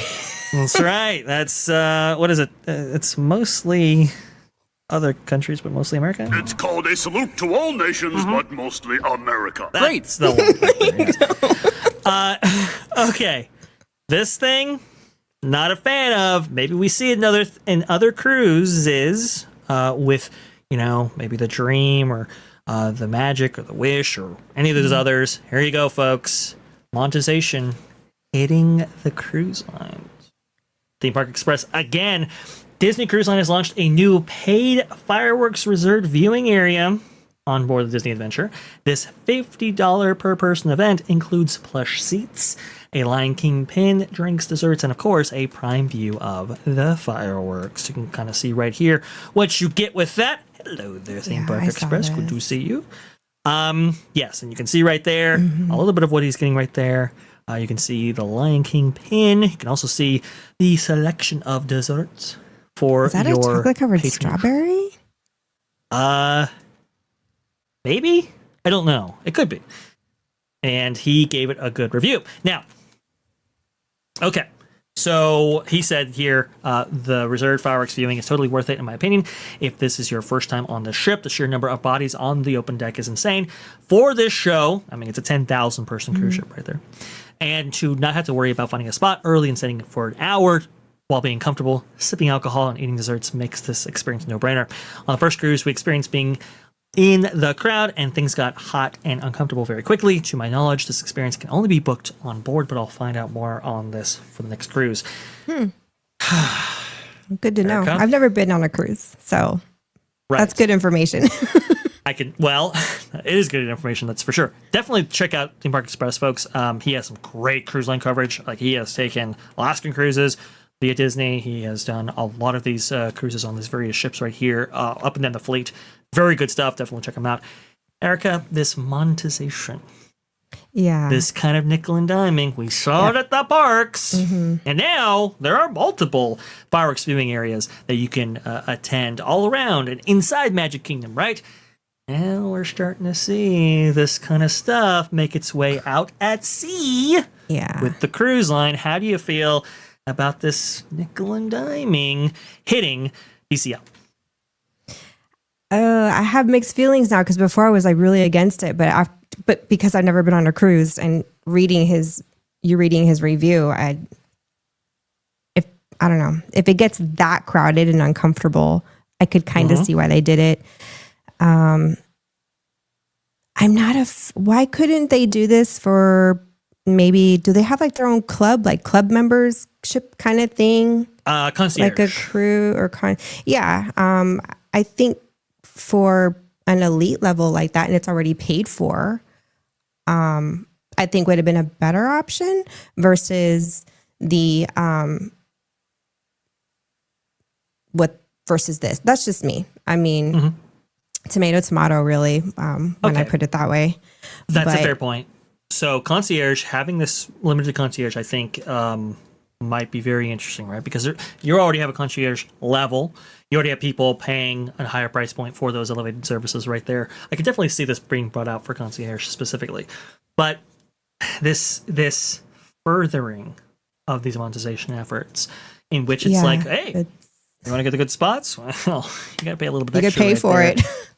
Right? And that's why I posted my tweet that I did, something to the effect of, hey, at least the cruise line is philosophically consistent with the parks. That is, nobody's a VIP unless you pay extra. I don't like this, Eric, just on principle. And yes, it's always, hey, if it's a need. And like, I remember back in the day when Disneyland rolled out Max Pass. This was like 2015, 2016. All those years ago, it was, hey, here's a digital form of Fast Pass, and now you can go ahead and add it on. $10 per day was the introductory price of Max Pass back in the day. It's like, oh, okay, I can book my fast passes on my mobile device. This is great. And in some cases, it was actually included with your annual pass purchase, which was unfortunate because if you wanted to, be at the top spot there and utilize fast pass to its fullest extent, you kind of had to pay for max pass at that point. But hey, it was only $10 a day, and it fit a need. Now we have $40 to ride one ride per person in some cases, like Res of Resistance, Tron, and so forth, right? And that was just 10 years. That was the evolution of Max Pass to now what we have, multi-pass Lightning Lane or single pass Lightning Lane. These things start out very affordable. Oh, $50 a person, no big deal. It's very crowded, makes sense.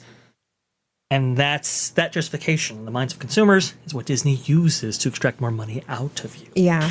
I don't like it, Erika. I don't like it. And the fact that it sounds like you can only add it once you're there versus in advance to kind of budget, prepay for it in advance in your vacation package. Oh, goodness. My thing too is you're also on a ship. Can't you see the fireworks from any point on the ship too? I mean, are there really, quote, better viewing points and other points when you're out in the middle of the ocean and you're on a massive ship? I just assumed you could really be anywhere on the ship and you could see these things go, the fireworks go up. So I don't, in a way, I kind of don't understand a deluxe viewing point when you're out in the middle of the ocean.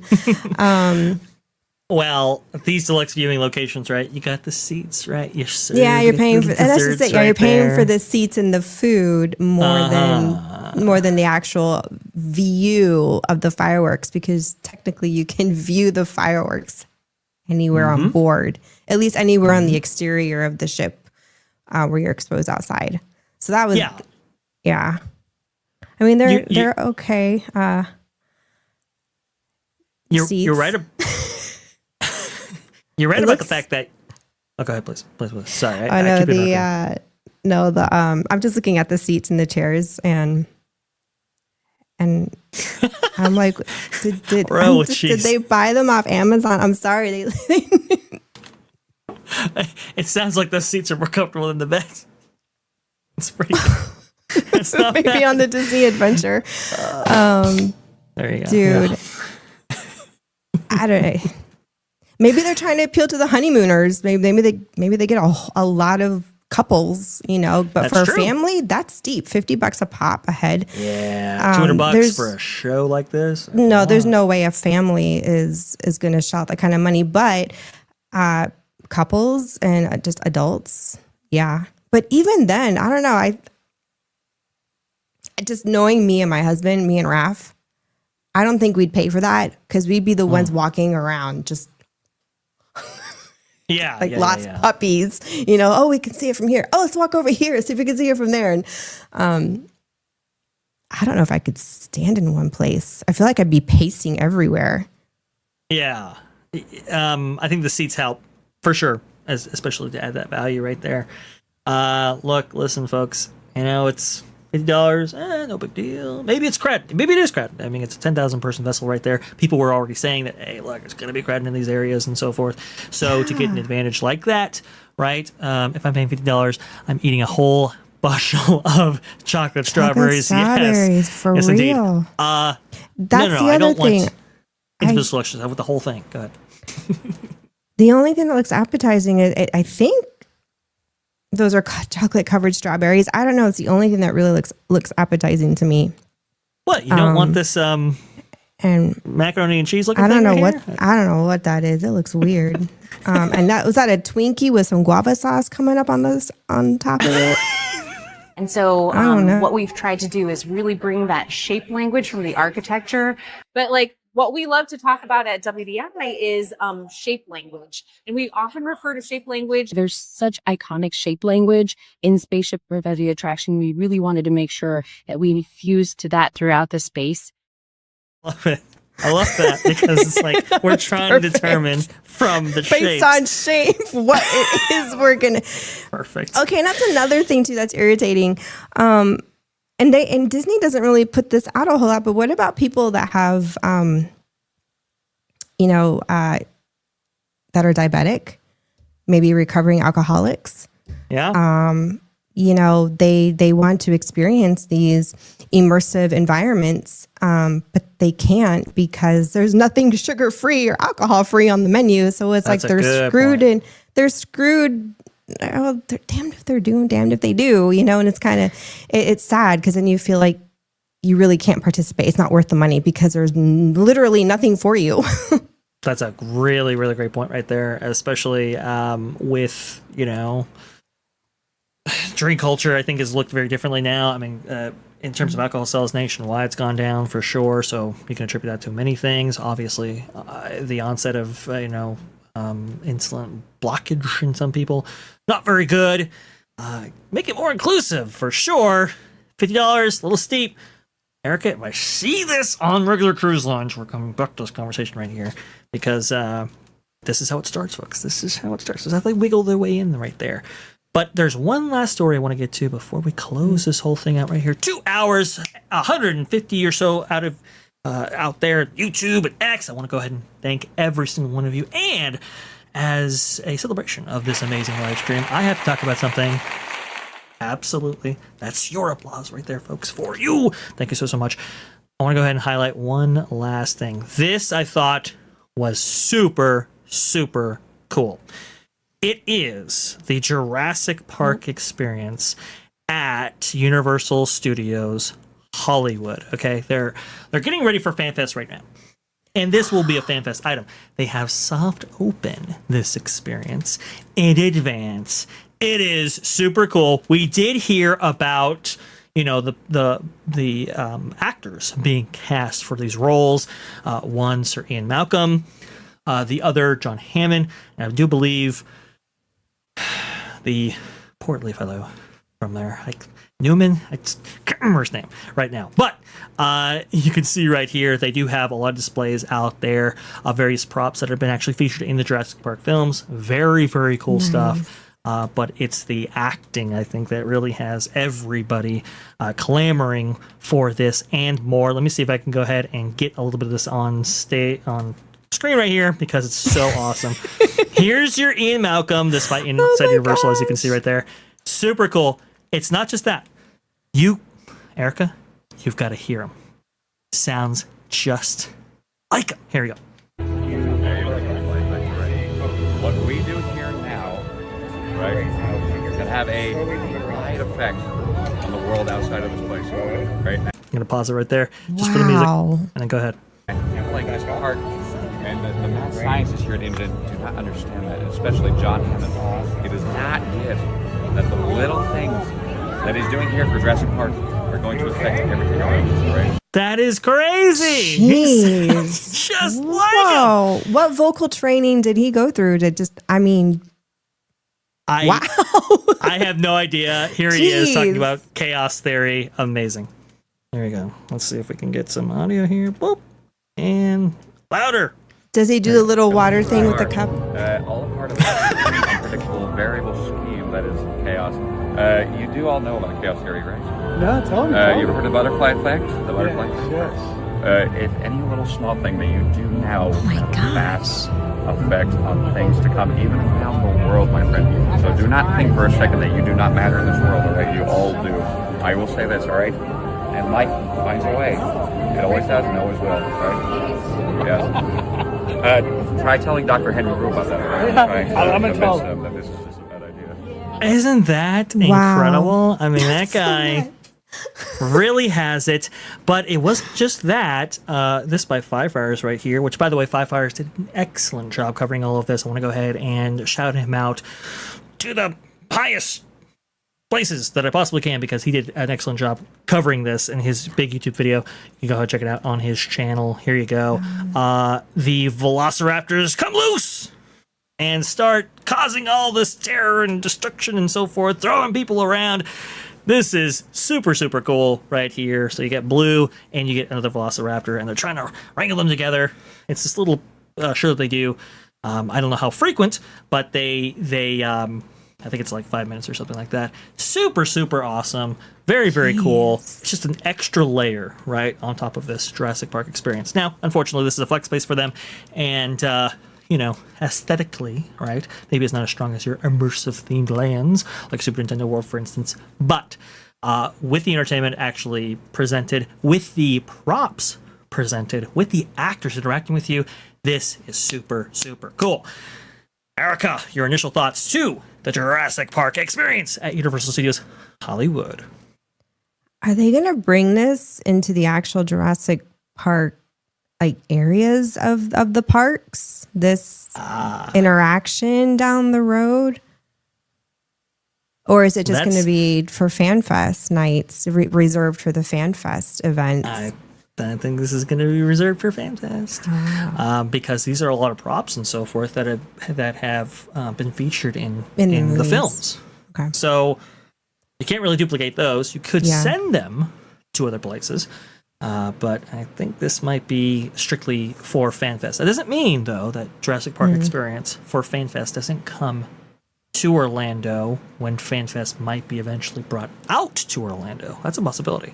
But for right now, I think it's limited to this kind of. I mean, like the actors, like Disney terms here, because I haven't completely converted all terminology to Universal terminology.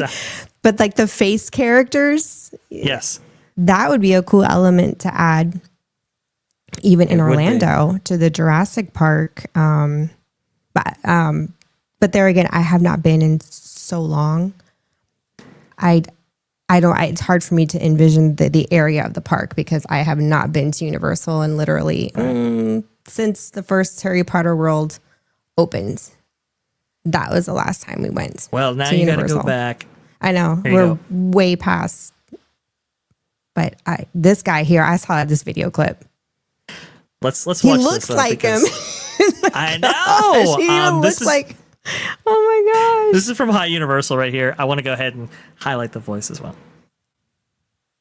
If I can get the audio working, come on, guys, let's go. Our attractions will be astounding. Okay. To Jurassic Park. You are in for a treat. You are about to experience something that has never been available in the entire history of humankind. You must come down and see what it's all about for yourselves. And there's no doubt our attractions will drive kids out of their minds. Come on, Erika! Are they going to have the blood-sucking attorney too? Yeah, exactly. Noel, are they going to have him? That'd be funny if they brought him in. We need the lawyer. You got to have the lawyer and them bantering back and forth, and the lawyer be like, "Oh, we got a coupon day. Anybody interested in a coupon day?" We need the lawyer. I agree with you. That's the one thing. Man. It's one element Wasn't he missing. the one that got eaten on the toilet? Yes. Yeah. Yes, he was. He got his comeuppance, as it were, right? We do have another one. I'm trying to find it, folks. Sorry. This is from Theme Park Shark this time, who did a really, really big clip here. If I can skip through it. No, this is not the one. Is it this one? Yes, I believe it's this one. Again, Theme Park Shark. Yeah, so we have... Oh, yeah. Oh, yeah. Does he have his little shaving cream thing with him? Yeah. He was asked about that. Yeah. What a weird random question. I'm just asking. Oh, my gosh. Is it my 5 o'clock shadow? No, I've heard about an interesting means of, transportation through... I have literally no idea what you're talking about. Okay. No, I don't know who you've been talking to or who's been talking to you. Literally no idea what's going on. Fair enough. I'll drop it. He's like the lazy IT guy. All right. Nobody cares, right? Nobody's listening. Great Wayne Knight impression. Do you like what they're doing here, or what do you think is the overall? My friend, no, I think this is a perversion of Mother Nature. They like to say it's discovery, but it's discovery is a violent act. It's a violent act, right? And what they're doing here is by far, in any way, just terrible. And I can only hate that danger and chaos are around every corner. If any of these statues are any sign of the future, it's not going to go well for us. Oh, it's so good. Jeez, and with the music, I want to cry. It was like such a great performance.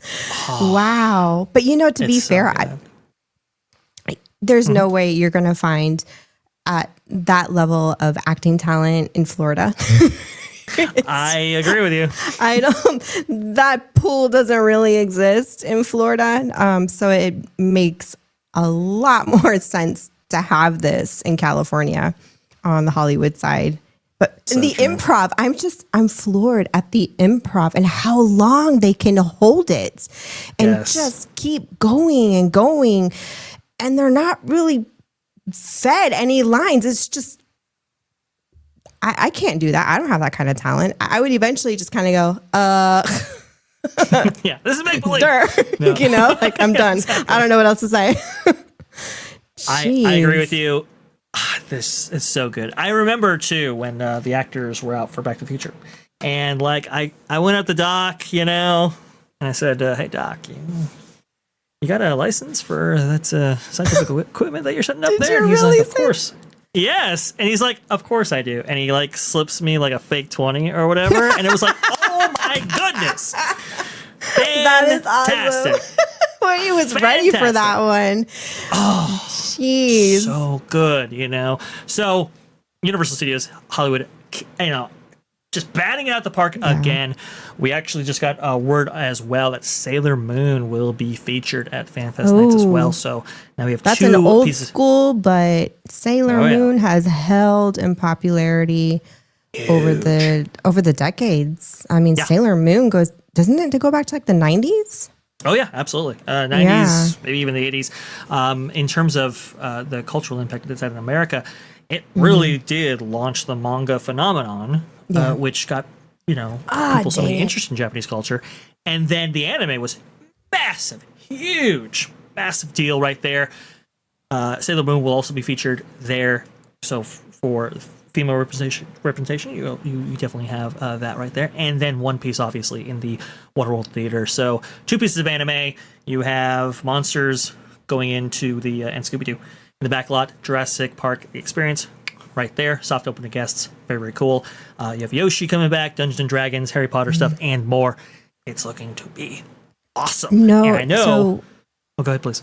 No sneak peeks on the Scooby-Doo characters. Not yet. I can't wait to see those actors and see how they perform. And that's the best part of these fan fest nights is interacting with the characters. And gosh, and so far, so good. It seems like it doesn't matter what they put out there. They really know how to find talent and they deliver. Absolutely. I mean, it is super, super cool. I cannot wait to see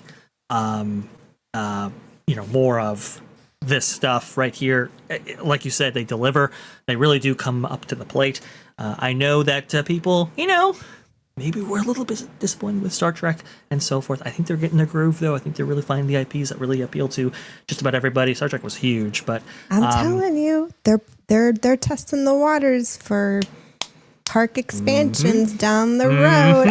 I'm still holding to that idea that this is in part, not so much the whole reason, but in part why they're doing these fan fest nights to see if doing a land expansion is worth it, worth their money.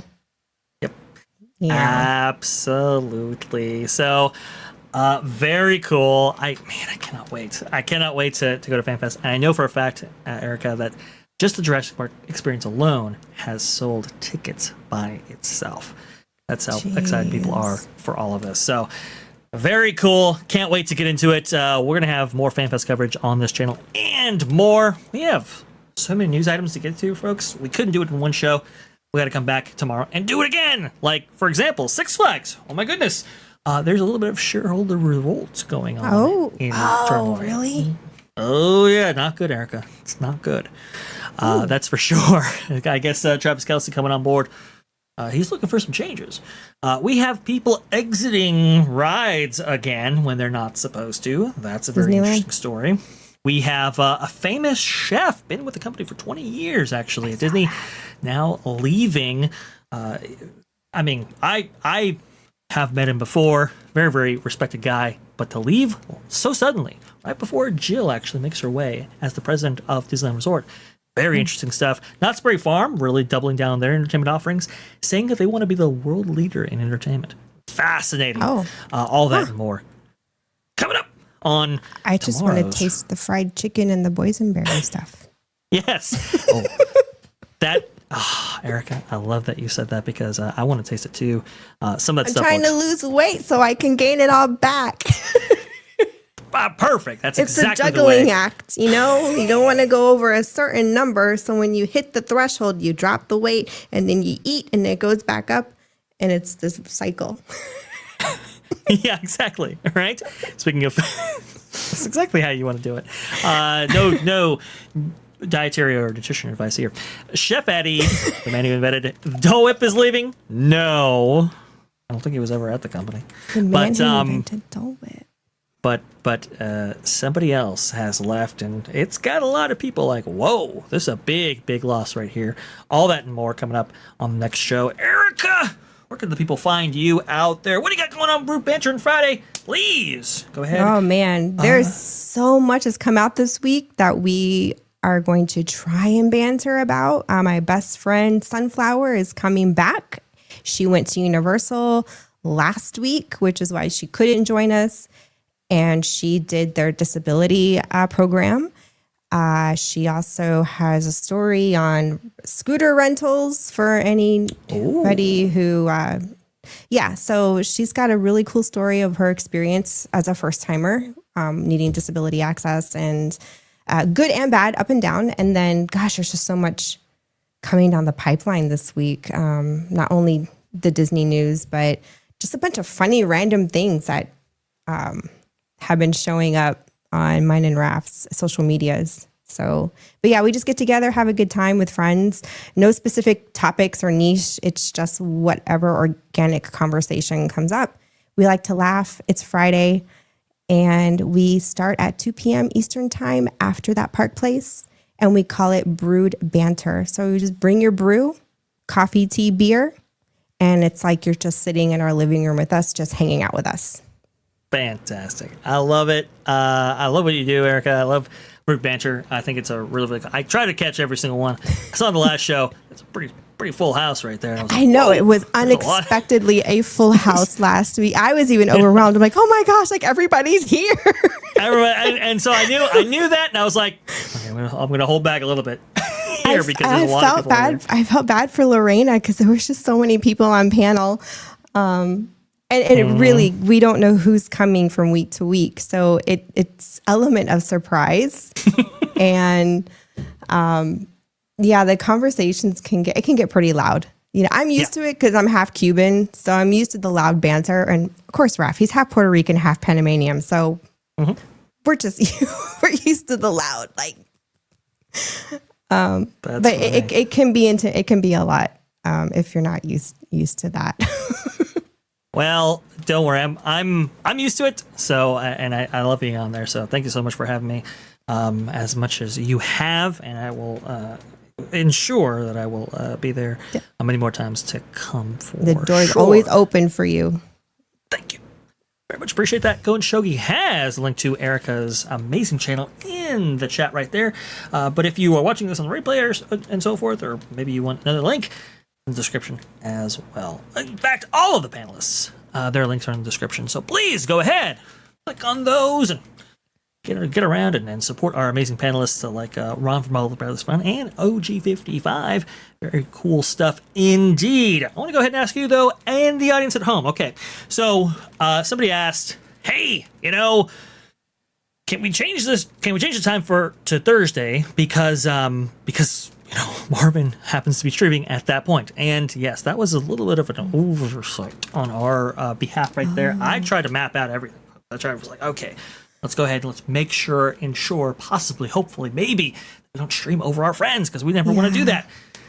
And it just so happened that, well, that was also his spot. It was overlooked by a lot of us when we were actually mapping this out, which was really unfortunate right there. So, would you guys, please let me know in the chat, and as well, I'm going to be putting on a poll on this very, very shortly, but would you guys be willing to go maybe like an hour earlier?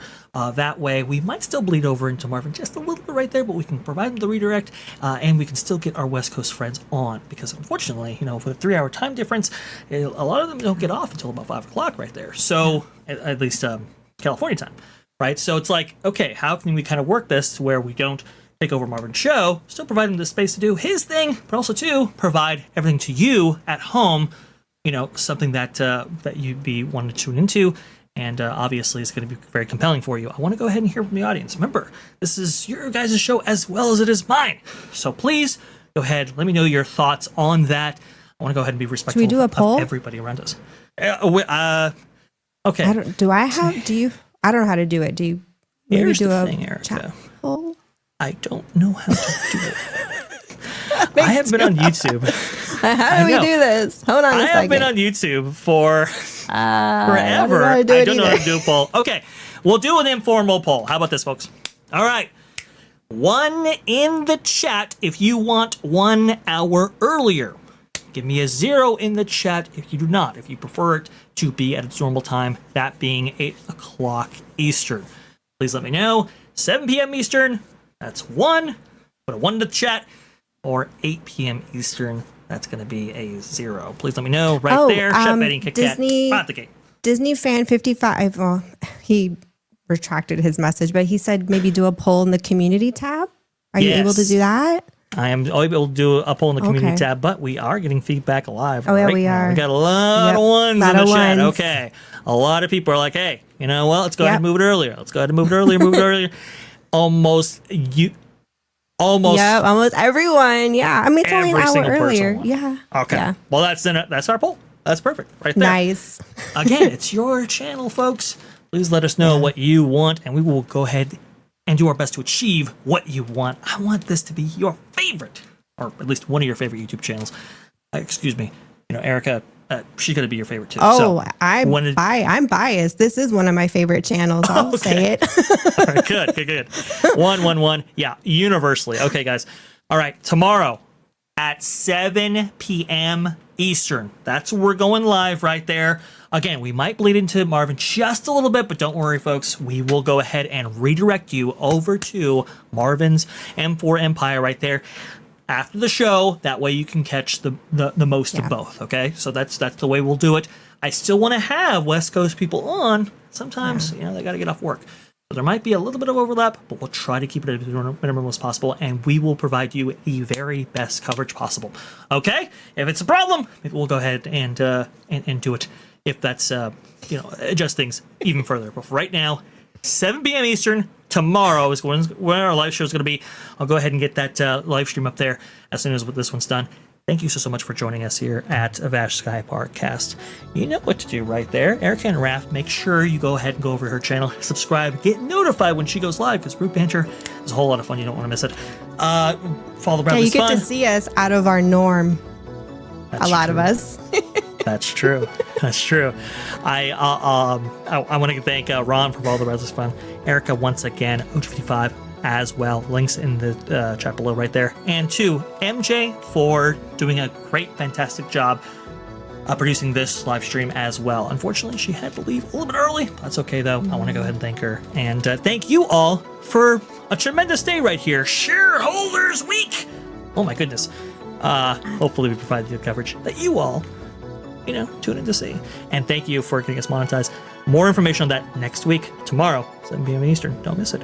America, everybody, we are signing off right here. Remember, the sky is the limit.